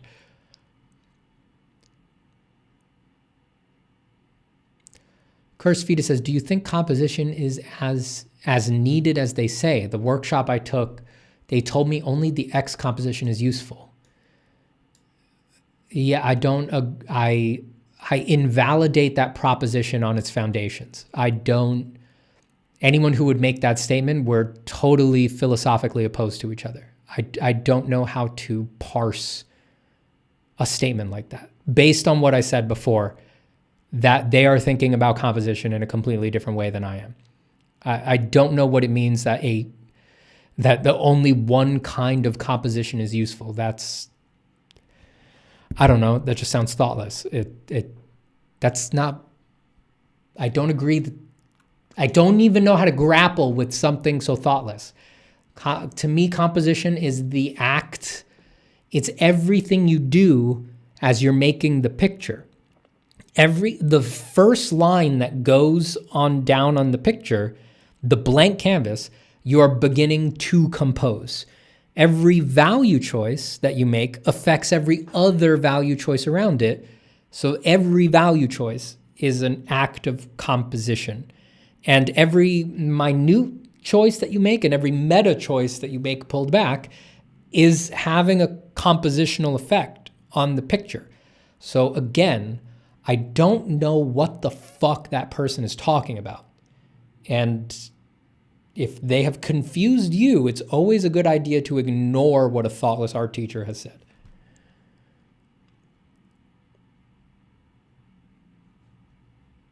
How people get time to do personal work, says Solo Cisas. You have to insist on it. You just do it, no matter what. You just do it. Sancia says, have you read, the real question is, have you read Berserk? I've read parts of it. Did you go to GCA just out of pure curiosity? No, I not out of pure curiosity. I identified that there was something there that I wanted to learn or understand better, and I purposefully went there to try to figure out what they knew that I didn't, you know.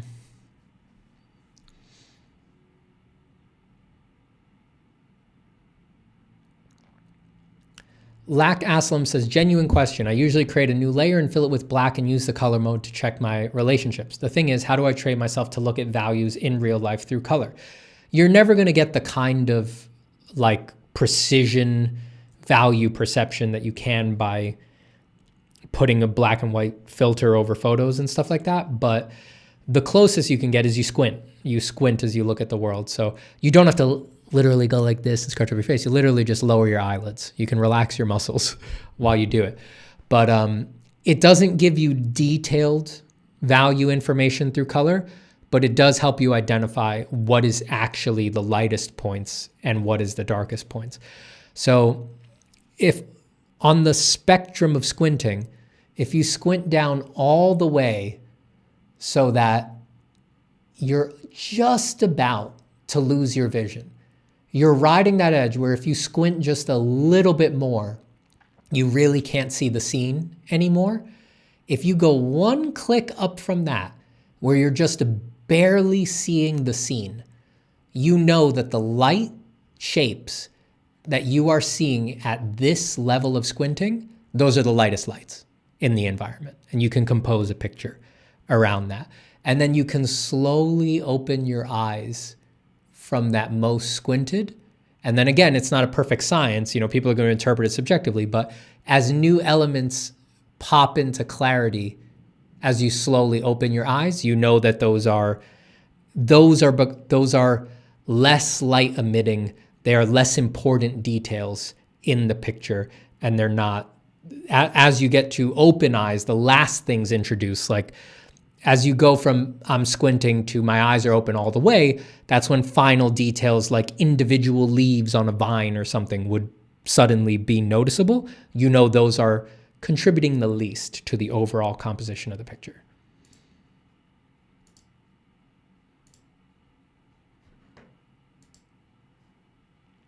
Steven, what are your favorite movies? I have a lot. I mean, I don't really do favorites a lot. People ask me like, what are your favorite books and stuff like that? And it's just like, my favorite is whatever one I'm thinking about recently, you know, like sometimes I haven't thought about a movie in years and then I remember it for some reason, something happened in my life. And then I'm like, oh man, man, that's a great movie, you know, and then that's my favorite for that week. Usual standbys that I list are The Prestige by Christopher Nolan. I love that movie. Parasite.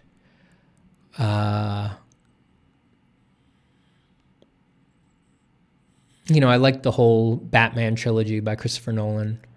God, there's so many. I don't know. Alien. I really like the whole Alien franchise. That doesn't mean I like all the movies, right? Like I don't like Alien Resurrection and all of that, but I like the whole franchise, you know?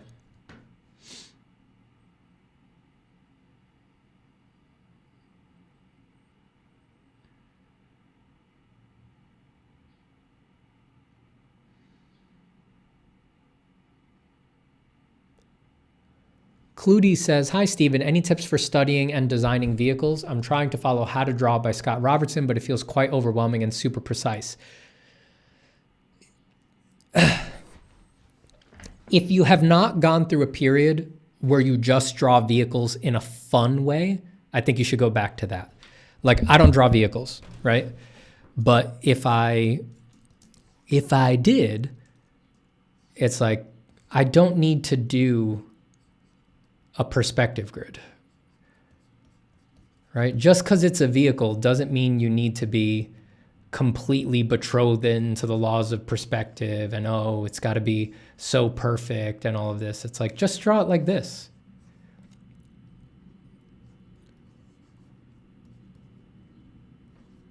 I'm naturally drawing a Scott Robertson-y kind of thing just because you mentioned Scott, right? Like, if you've never gone through a period where you've just drawn your vehicles like this, go through it.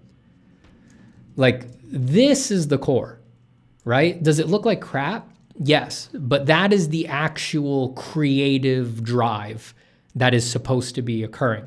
And perspective gets laid, you either literally lay perspective on top of this by doing a transparency, a new layer, something like that, or you have this in your head and you draw in better perspective. But I don't think, okay, I love Scott. He was my teacher at Art Center, right? But I think Scott would agree for the most part, even if you asked him about it, right? How to Draw is meant to be a reference book. It's not, I'm not sure that's the best name. It's a great name for marketing, right? But Scott doesn't draw that way. Not all the time. I mean, if you look at his sketchbooks and his thumbnails, he draws like this. And it's this engine that's running that gives him a reason and creativity behind the super precise draw through stuff that he does. But his raw output is demonstrated in his thumbnails, in his little notepad drawings, the side views, things like that. And Scott was doing that for dozens of years before it's not like the draw through method was in his heart and he was always doing it since he was a kid. No, he was already good at drawing and he developed the draw through method that he teaches in How to Draw to codify drawing into a somewhat objective way so that he could fucking teach it at schools. It's not a first step. You're not supposed to start there. You're supposed to start with this. If you haven't had that experience of drawing vehicles yet, put How to Draw away and spend possibly years just drawing like that. And then once you feel like you've got the vigor back, you've got the excitement back, you've got the love back, then add just enough from How to Draw as is needed to make the drawings look nice. Treat it like a reference book. I don't agree with people who try to go through How to Draw A, B, C, D, E, try to go from beginning to end. It's not, that's for like 5 people. That's for Scott, that's for Thomas, and like 5 other people. Just look at everybody else who draws vehicles. Nobody draws that way. Nobody draws that way. There's tons of other ways to draw. Is it good training? Sure, but it's not the way you're going to draw. Scott doesn't draw like that. He doesn't draw like that now. When's the last time you saw him draw through something like that? He's doing 3D and VR and all this stuff.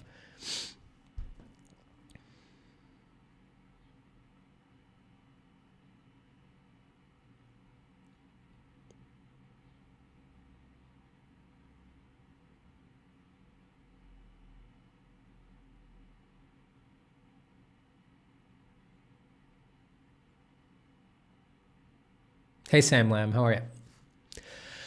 Oh, I think I'm way behind on chat here.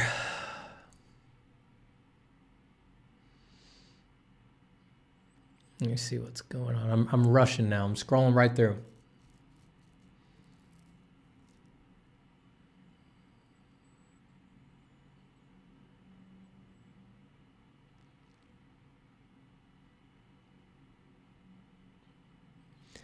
Sam Lamb says, I've been having a relatively frictionless experience with my current project. It's not that things aren't hard. I just trust myself to solve every problem I face. When does the other shoe drop? When do I find out I'm wrong and actually I'm a terrible artist and can't make anything? Thanks. It doesn't have to drop. You're all good. You're all good. How's the 3D going? Is your new project in 3D? Oop, I got booted back to the bottom. Oh God, I'm behind. Oh my goodness. All right, I'm going fast.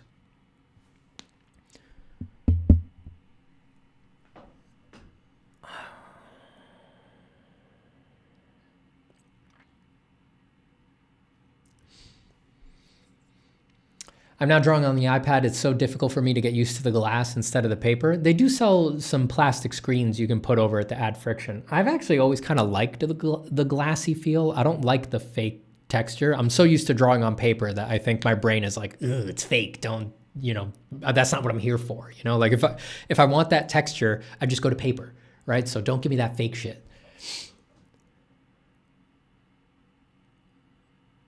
A lot of tablet talk.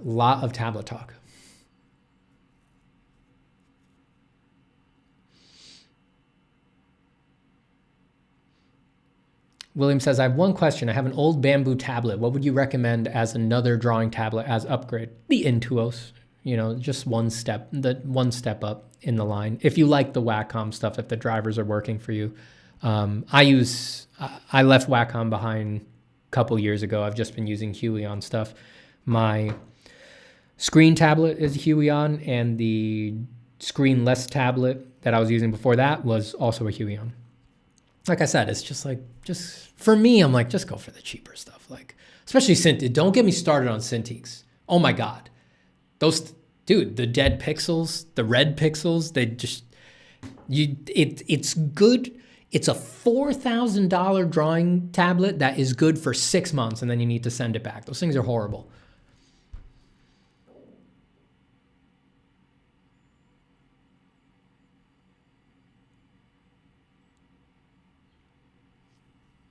Alonzo Esponda says, hi, Steven. I think the Chronicles of Steven Zapata would be interesting even for someone without the context.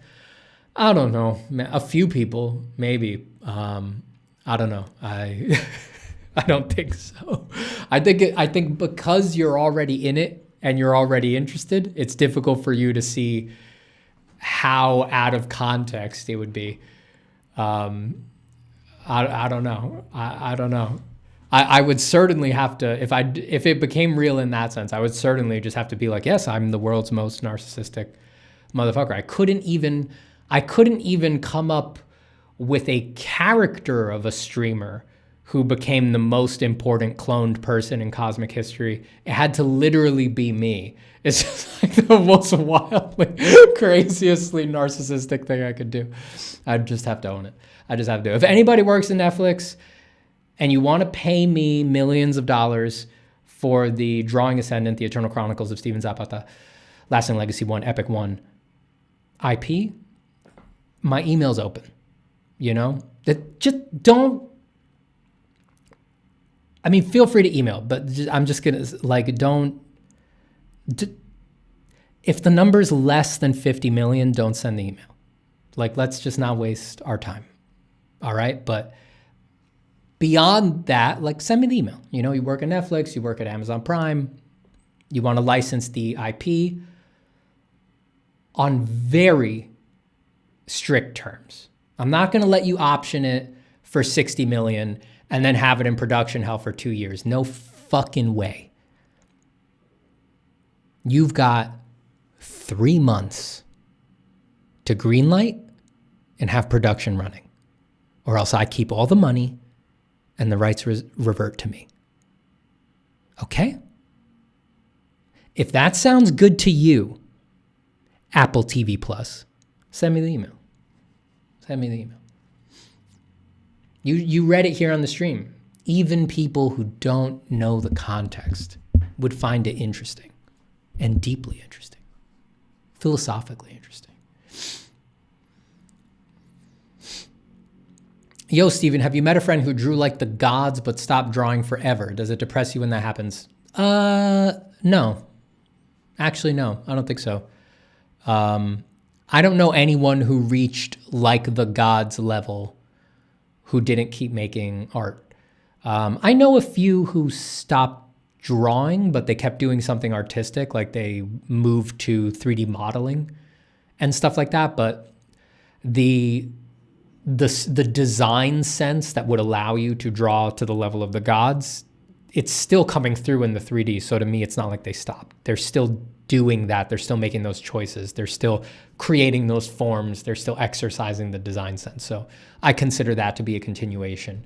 But yeah, I don't know anyone who reached that level who actually stopped. I don't know anyone.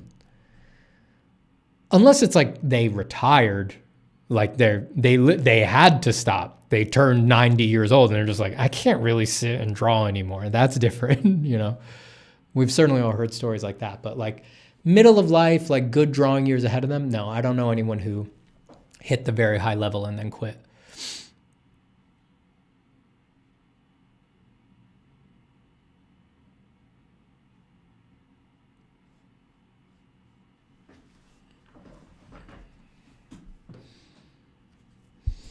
Tet says, just signed up for your course. Loving it, by the way. Rendered 3 different frontland spheres and had a lot of fun with them.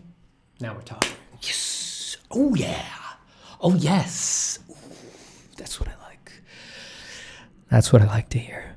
That's what I really like to hear. That's the stuff I like to hear. You made very good choices, Tet. You made very good choices, and I'm very proud of your spheres. Good job. Good job. Thank you for getting the course.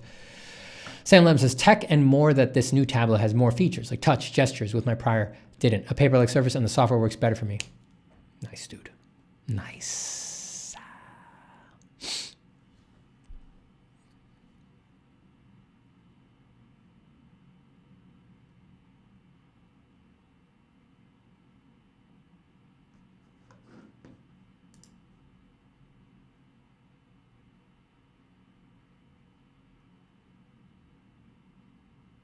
Not a tablet talk. Big tablet talk. I'm gonna make sure this is not for my wife.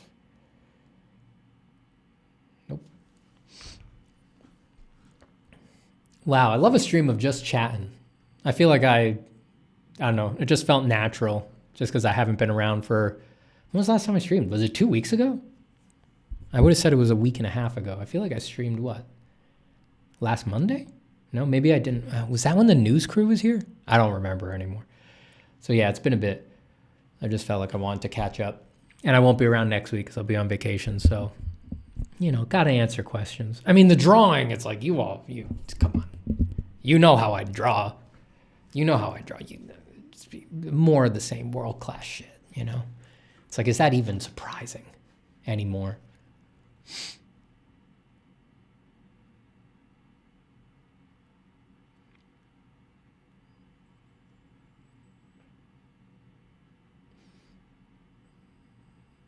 Lockwood says, Steven, have you seen the newly discovered Antarctic strawberry feather star? A 20-armed sea monster seems like the kind of thing you might enjoy referencing. Looking that up right now. Looking it up immediately? Looking it up immediately? Type in right now. Antarctic strawberry feather star. Oh my God. Yes, baby, yes. Oh my goodness. Wait, let me make sure there is nothing weird. As soon as I see human faces, I'm like, hold on.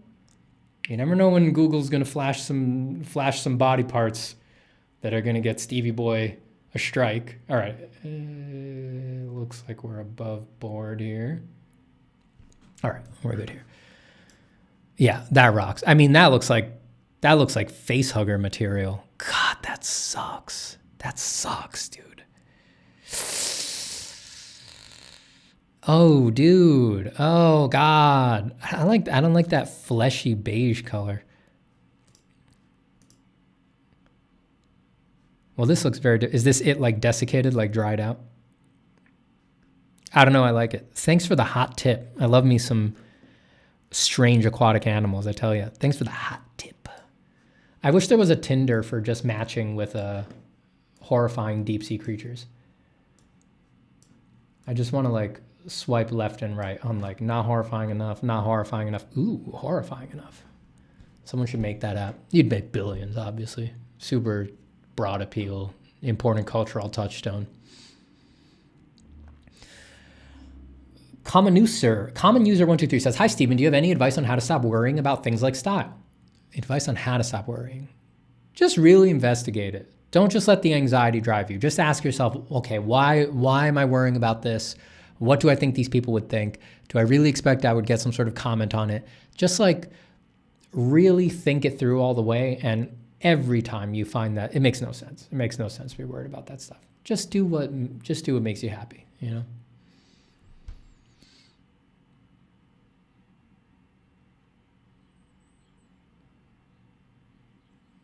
Art Dad says, ooh, baby, a stream on my birthday? I'm honored, /JK. Glad to see you streaming, though. Happy to be here, Art Dad. Happy birthday. Happy birthday. Have you seen Spider-Verse? No, I missed it in theaters. I wound up seeing Oppenheimer in the one movie day I go to the movies like maybe 3 times a year now. And Oppenheimer got this spot. I'll watch it on my nice ass TV someday soon, though. I will watch it. Oh, I will watch it. Motion smoothing turned off. HDR on. My carefully calibrated color correct settings. Perfect contrast ratios. Oh, I'll watch it.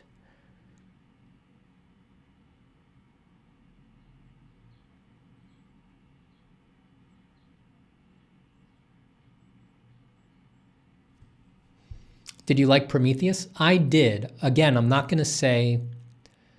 I don't think Prometheus is a great movie. I know that makes me sound like an asshole, because I think it's a good movie. I don't think it's as good as Alien or anything like that. And I personally...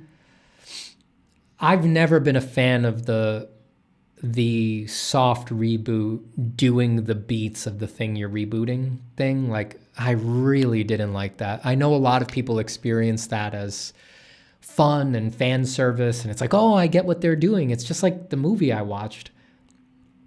I'm not trying to belittle that. I get who that's for.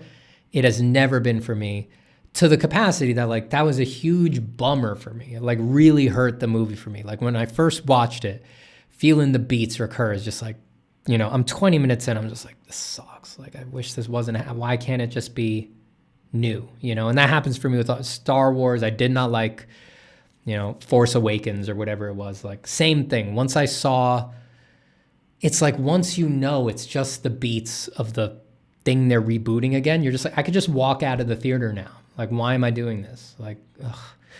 Anyway, so I don't think it's a great movie, but like I said, I love the whole franchise. It's one of the few franchises I genuinely like.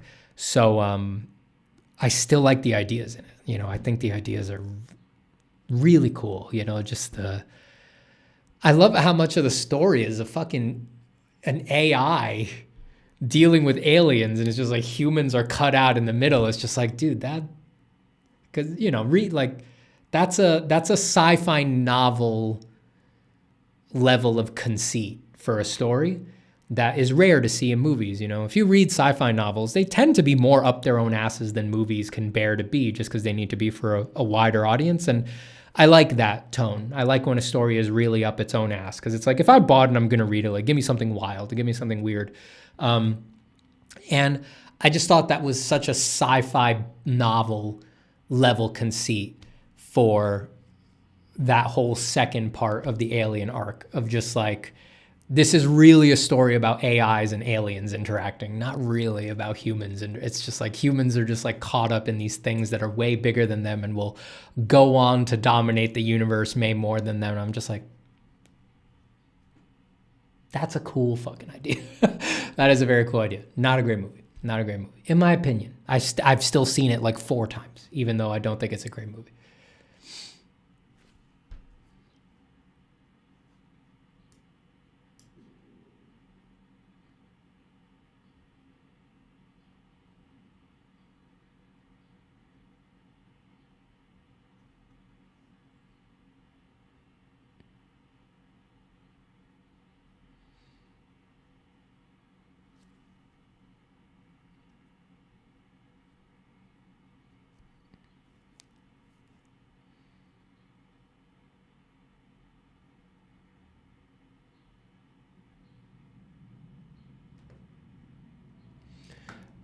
Boo Roke says, I love how honest you are about this, and this is similar to how artists don't rely on like the Loomis method and all these methodical things. Yeah, I'm assuming you're talking about the ship thing I was talking about. But yeah, they're all that, you know, Loomis method, Riley method, all this.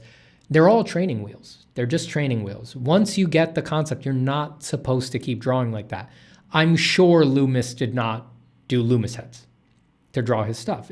At least from where I'm sitting, it's clear that he just codified that because he needed to write books to teach drawing. He was just inventing training wheels. But I would be shocked if when Loomis was doing his illustrations, he drew a fucking Loomis head and then turned it into a normal portrait. That actually stifles most normal portraits. It's just like, and most faces are not in those repeated same proportions over and over again, even in an era like Loomis's where sort of, you know, reliability of like that type, the male type and the female type, one race, one character over and over again. Even in that era, there was still some variety. So it's like those repeated proportions are not the way. And even if the proportions, even if it's okay to repeat those, having the mechanical underlay underneath does stifle the naturalism of the portrait every time. I would be shocked if an artist like Loomis actually used an armature like that underneath his drawings. They're just training wheels. Once you get the concept, you draw normal, you draw free, you know?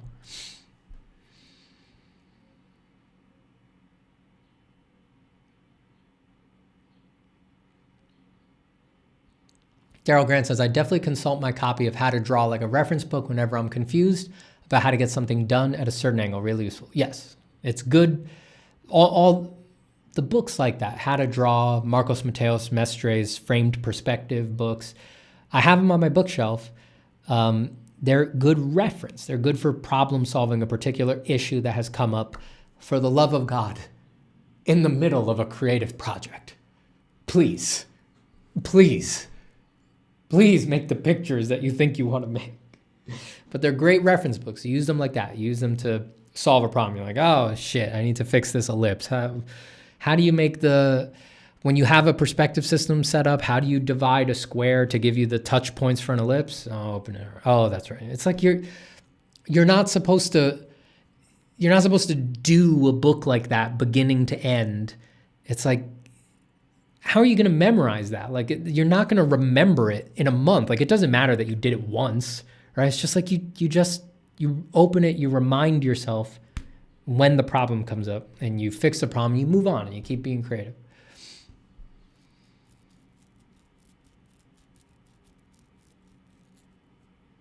Hello, Oriana. Hello, Zane. Kursvita says, what do you think will be the craziest technology advancement you'll see in your life? I don't know. AI is pretty up there. Generative AI is pretty up there, but I think if the Neuralink stuff were to go as exponential as AI has gone, my guess is that would be the craziest one. Direct interfacing with the brain just has... There's still a distance on generative AI because it's like, it's all with, even the worst case scenarios are kind of like within our culture, and it's like, you're not your job. So like even, market collapse and all this, it's like that's a huge concern, and it can affect the health of people and all this, but it's not you. Neuralink stuff has the same knock-on effects, the same problems with knock-on effects. It can still mess with culture, it can still mess with markets, but it can also fuck with you. And that's a different thing. That's, even if it's all consensual, even if you're still choosing everything, the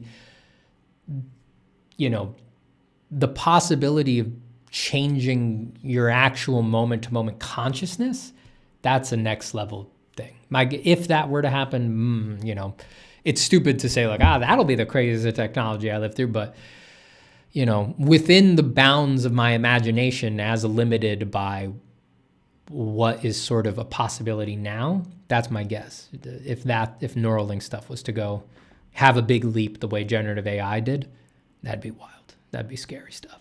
Yeah.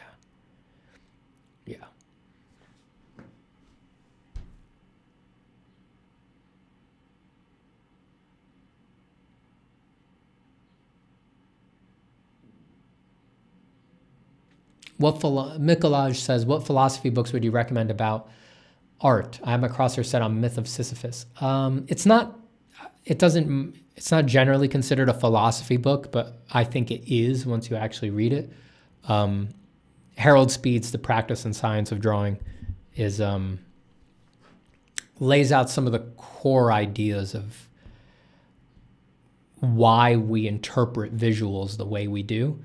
In a way that I can't think of another book that does that. I still think about I read it over a decade ago now, and I still often think about certain diagrams in that book and certain statements in that book. It's not secrets of drawing or anything like that. You're not going to draw that way. Very few people would, in the part of the book that's the practice of drawing, very few people here are going to practice that way or find his explicit, sort of golden age illustrator, portrait artists who were running parallel to the golden age illustrators, sort of watered down version of the academic system. Those art tips, very few people here are going to draw that way. But the part of the book that is the practice and science of drawing, the science part is interesting. That part's interesting.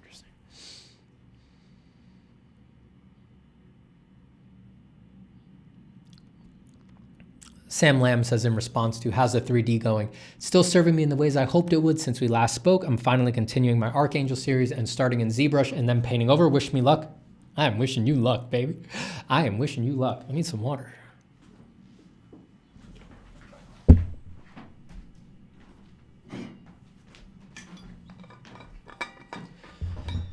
Daryl Grant says, your Pavlovian effect on me is so strong that I've been on bed rest for days, really sick, and now you're streaming and I'm somehow up at my desk doodling. That's why I keep streaming, man. Oh, I'm all out of beverage. I'm all out of drink. But truly, that is why I keep streaming. Just messages like that. Just knowing that if I just frickin' pony up and sit at the microphone and stream a little bit, people are going to draw. I mean, that's me. That's me working for the Lord. That's me working for High Lord Drawing. I know drawing will be pleased with me at the end of my life. I am increasing its vigor in the world.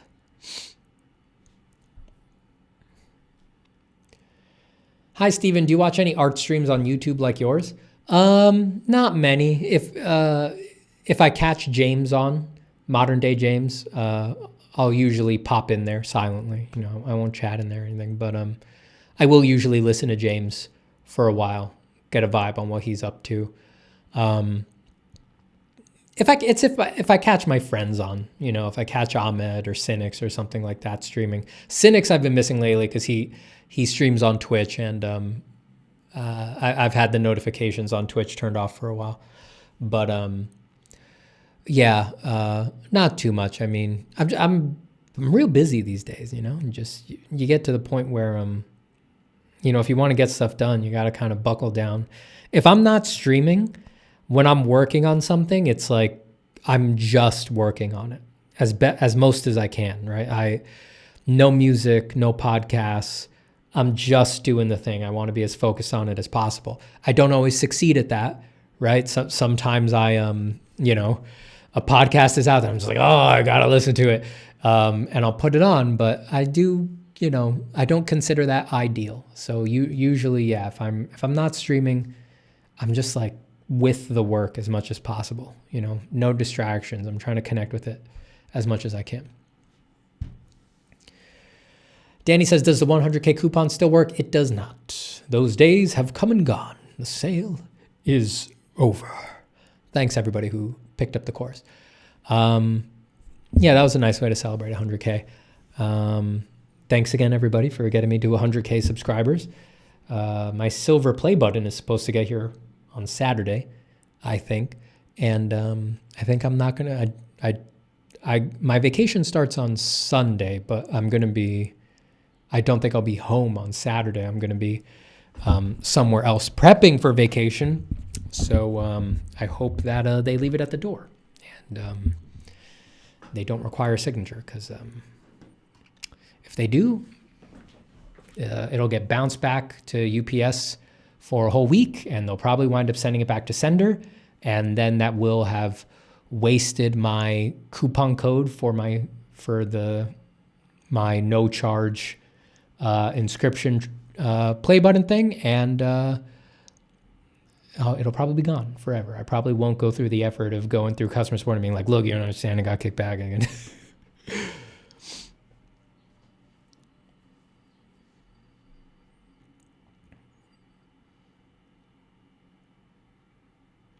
Earthling says, I love Duncan Trussell, but I bet these chronicles would be far superior than the Midnight Gospel. I really liked Midnight Gospel. I don't know. I thought Midnight Gospel was great.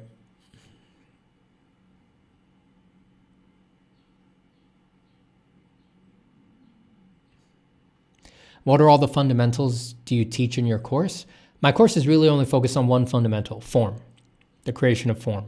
All of the exercises are just trying to explain form from a variety of lenses and sort of run it through the ringer so that you get it. Like, this is it on a flat surface, this is it on a curved surface, this is what happens when forms combine, this is when form is expressed on planar surfaces, this is when it's on soft transitions. It's just that, but it's all form.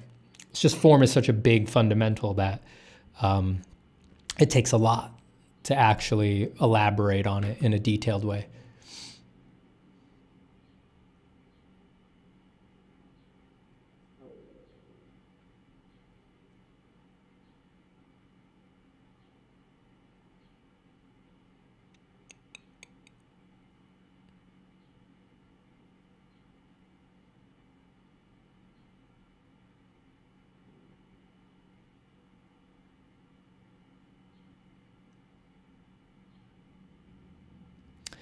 Is there a VOD where you drew these characters? I did record me drawing these characters, but it was not streamed.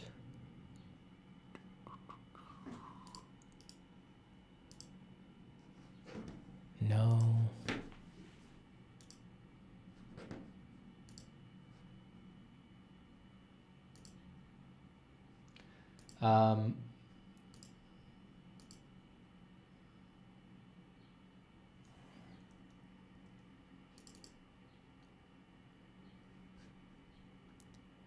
I don't usually like to play recordings on stream just because people who enter the stream misinterpret what's going on and they think I'm like faking it or something like that. So I'm not going to play this for long, but I'll show it for a couple minutes. I thought that was my phone. I will just let that play while I answer more questions.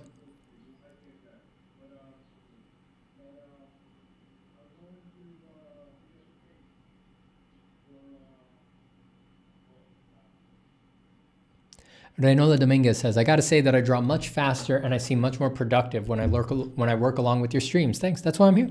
That's why I'm here. I'm glad it works out that way. Have you seen Werner Herzog's Nosferatu? No, I haven't. It must be wild. It must be really messed up.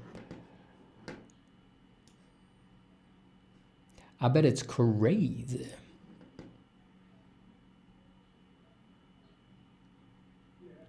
Three booty problems, says Skeeter Forever. Three body problems is an excellent series. Yeah, I wonder what Netflix is going to do with the TV show.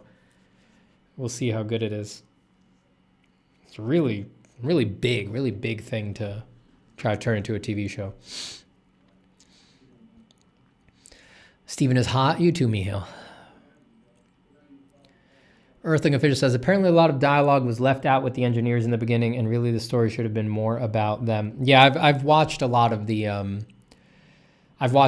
explainers of like the arc that the story went through and the alternate versions and all that. It's all pretty interesting, you know, even on just like a movie making fan level. It's just interesting to sort of see the changes in the process and how crazy things can get.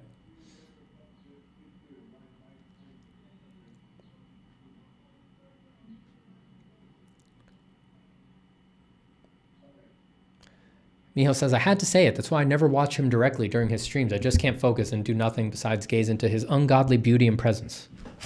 You have excellent taste, Miho. You have excellent taste.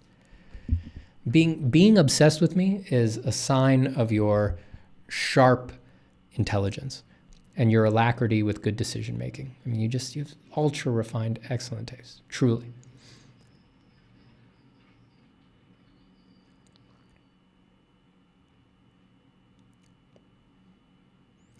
Dong Key says, imagine Neuralink allowing downloading skill instead of learning it traditionally. Scary. Yeah, it's just the possibilities are just wild. If you open yourself to just like, could anything be possible there? Stuff like that is like, it's on the table and it's just like a whole other level of, I don't even know what to say about it. It'd be crazy.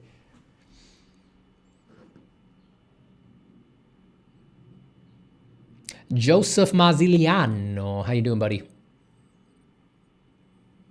I can't wait for him to see these messages. Look, it's just, look.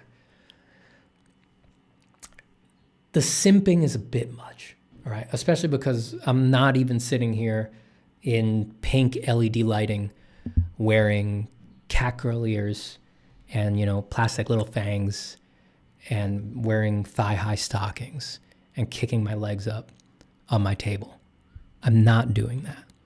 I don't have a little fuzzy cat girl tail coming out of lacy, delicate white thong underwear. It's like, if I was doing all that, maybe it makes sense to simp, but I'm not. I'm just some hyper intelligent, super talented guy in a t-shirt on the internet.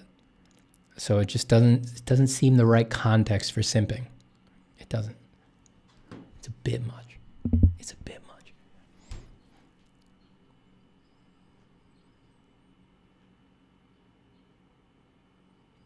Sam Lamb says, +1 on Harold Speed's book. Gods, I love that book. His explanation of what line versus value tone do is brilliant, and I don't see a lot of people talk about it the way he does. Yeah, it's one of the, there's really so little talk like that in other art books. It's great. I consider that art philosophy, basically, yeah.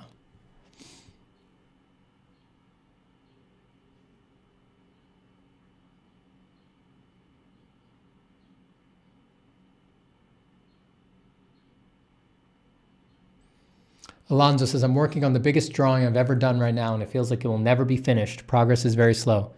One day it will be finished. There is no way it could not be done. It will come. Just get through it. Just keep going. It will come. Steven, your bottle is invisible? Is my green screen filter still on? Oh, yeah, it is. I should turn that off because sometimes that makes the chair look all wacky.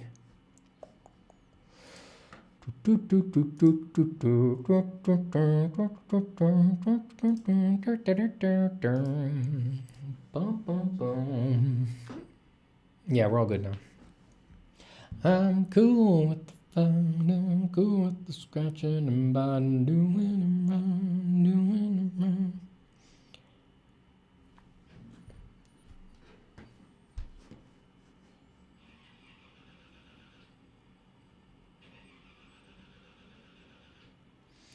No sketching in the sketching characters. Personally, I feel scammed. JK is always nice to hear you, man. Yeah, I should probably change it to just chatting or something like that. Oh, good. Now the guy with the muscle car in the garage behind my house is pulling out. And for some reason, he loves to pull out of his garage over the course of like 20 minutes. Great.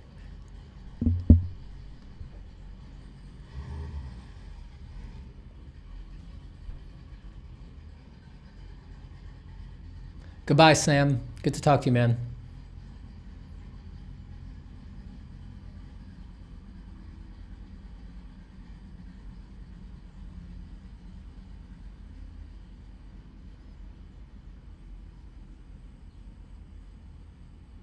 My favorite comment I read about Steven, though, was someone saying they wanted to cut him, grate him, and inhale him. Jesus.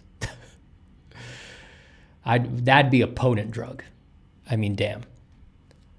I don't like that. You know, I don't want to be grated and inhaled, but what a hit.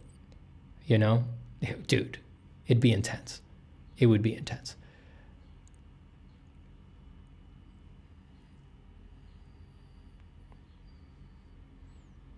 Sansia just distilled Steven to a Schedule 1 substance. Yeah. Steven is in the past. How far behind am I? All right, I'm going fast. Steven, what should I draw? The walrus doing a sick backflip dressed in an Evil Knievel outfit. Good luck. Ah, son of a bitch.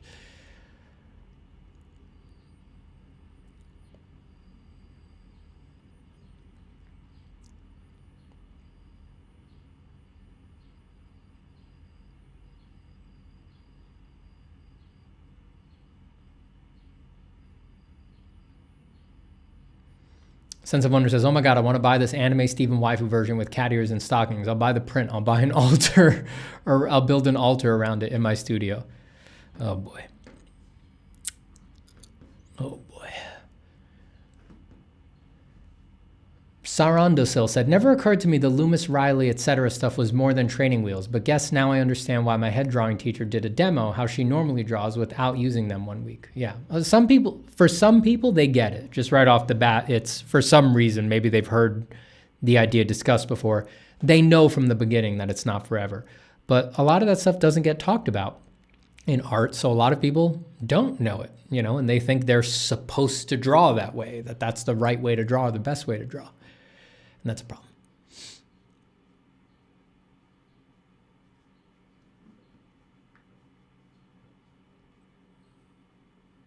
Oh, and I'm caught up. Thank goodness. Steven, have you ever thought of starting a cult? Yeah. Yeah, you know, just like, you know, like low key, like nothing serious, just like bandying it about a little bit. I don't think I'm serious about it, but yeah, just like, you know, me and my wife have discussed it. Like, you know, how do we convince them I'm God? You know, how do we tithe money from them? How much do we scrape off the top?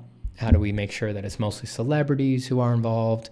How do I make you my number two who does all of my dirty work and does the murders and all of this stuff?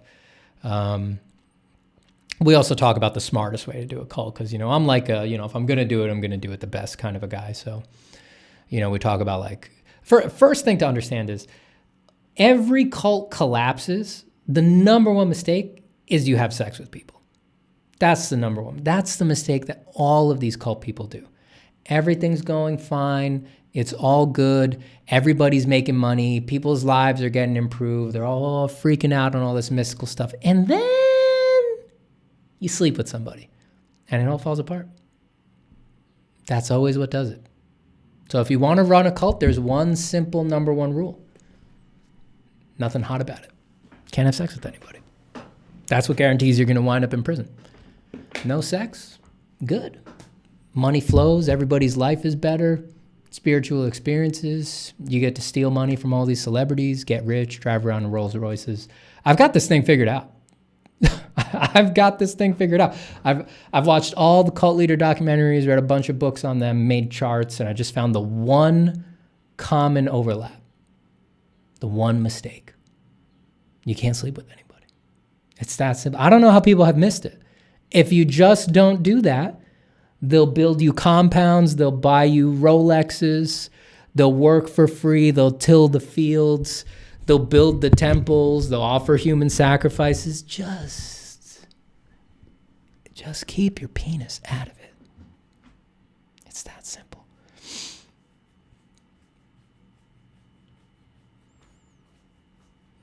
Gemal says, LOL, but that's why you start a cult. No, that's why you can't start a cult. You start a cult for genuine reasons. See, that's what you don't understand. Let me explain the cult arc. You start a cult for genuine reasons. You start a cult to produce intimate encounters with God or aliens. Take your pick. And then you make horrible mistakes that degrade everything at its foundations, and you watch all of the wonderful things that you've built slide into decay, ruin people's lives, and then you have a protracted court battle, and then you wind up in prison. That's how you run a cult. But you don't start from, no cult can be started from, no good cult can be started from just the very banal, I want to take advantage of people situation. It's got to start genuine and then get corroded completely to its core.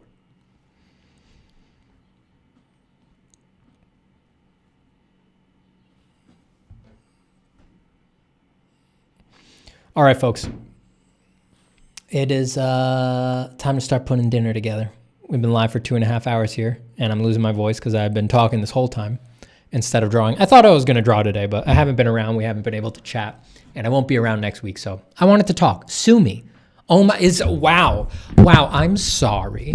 Was it really that bad of me? I need to get my microphone out. Was it really that bad of me to want to answer questions just for a little bit? Is it really so wrong that all I wanted to do was answer some questions? Is it really so wrong? Oh, I'm sorry. I didn't know. I didn't know that I had to draw on my TV show. But I'm glad. Those are some good questions. That was a lot of fun.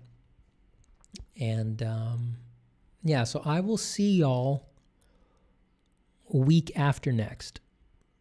Hopefully I will come back rested and with a bunch of stuff to draw. I'm going to definitely spend a lot of time in the back of my head thinking about story stuff. And that'll hopefully produce clear ideas for drawings.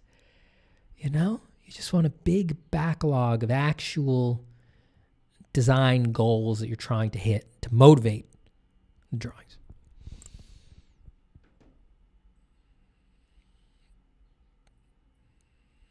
So yes, I want to say goodbye to Zelafay. I want to say goodbye to Travis Nix. I want to say goodbye to Laila Wahab. I want to say goodbye to Gemel, to William, to Average, to LS Demon, to Luna CL, who says no true cult, no true Scotsman. I want to say goodbye to Renola Dominguez, who says, Stephen, nice to see you and all of your chat buddies. Have a wonderful evening and time with your family. Thank you so much. Gemel says, right, LOL, I see the cycle. Thanks for explaining that. Yeah, it's just, you guys don't, look, I'm the cult expert here. You got to trust me when I say that's the cycle. You start genuine and then you corrode it at its core. Because it doesn't have the same dramatic arc if it was a sham the whole time. The drama of the cultic collapse is that there was a real beneficial thing at the core, and that's what makes it all the more disturbing and upsetting that the end was so disastrous and exploitative. And that's the arc that you want with the cult. I want to say goodbye to Zelafay. I want to say goodbye to King Arthur, to Don Key. Did I say Layla Wahab? I think I did. Did I say Average? I think I did. I want to say goodbye to Average and Zelafay and Lockman MG. Whoop, I got booted. Goodbye to Oriana V. Goodbye to Sansia, parentheses, I can't. Goodbye to Travis Nix. Goodbye to Rodrigo Nicolas. Goodbye to my dear Joseph Marziliano, who says, LOL, thank you for not drawing today. That's right. Gemel says, have a good vacation. I will. I'll do my best. I'm going to put effort into having a good vacation.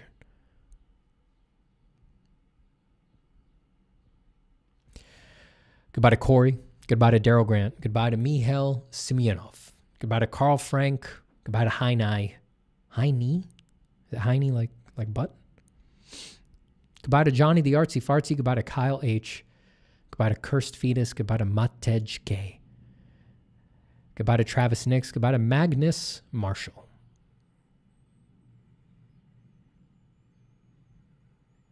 I think we're there. Did I get everybody? No, I missed Nabotoro Virello. Goodbye, Nabotoro. Goodbye to Wariong. Goodbye to Sarandosil. Come to learn art. Stay for the cult making tips. That's right. That's some of the best tips I have. How to properly run a cult and set it up for an appropriate dramatic arc.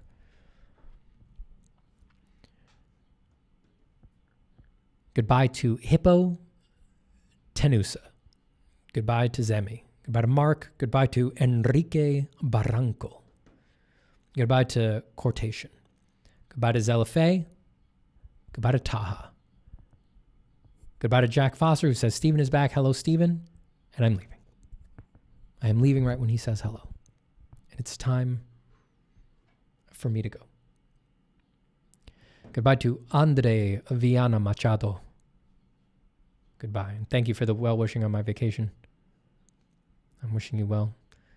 Matej K says, Stephen mispronouncing my name always gives me such a kick. Matage. Matage? Matage. Matej. Matish. Matishk. Matishk. Matishk. All right, now I'm done. Goodbye to Saransadil. Goodbye to Sense of Wonder. Goodbye to Jack Foster. Goodbye to Magnus Marshall. That's it. That's the cutoff. I got to close the stream before anybody who I haven't said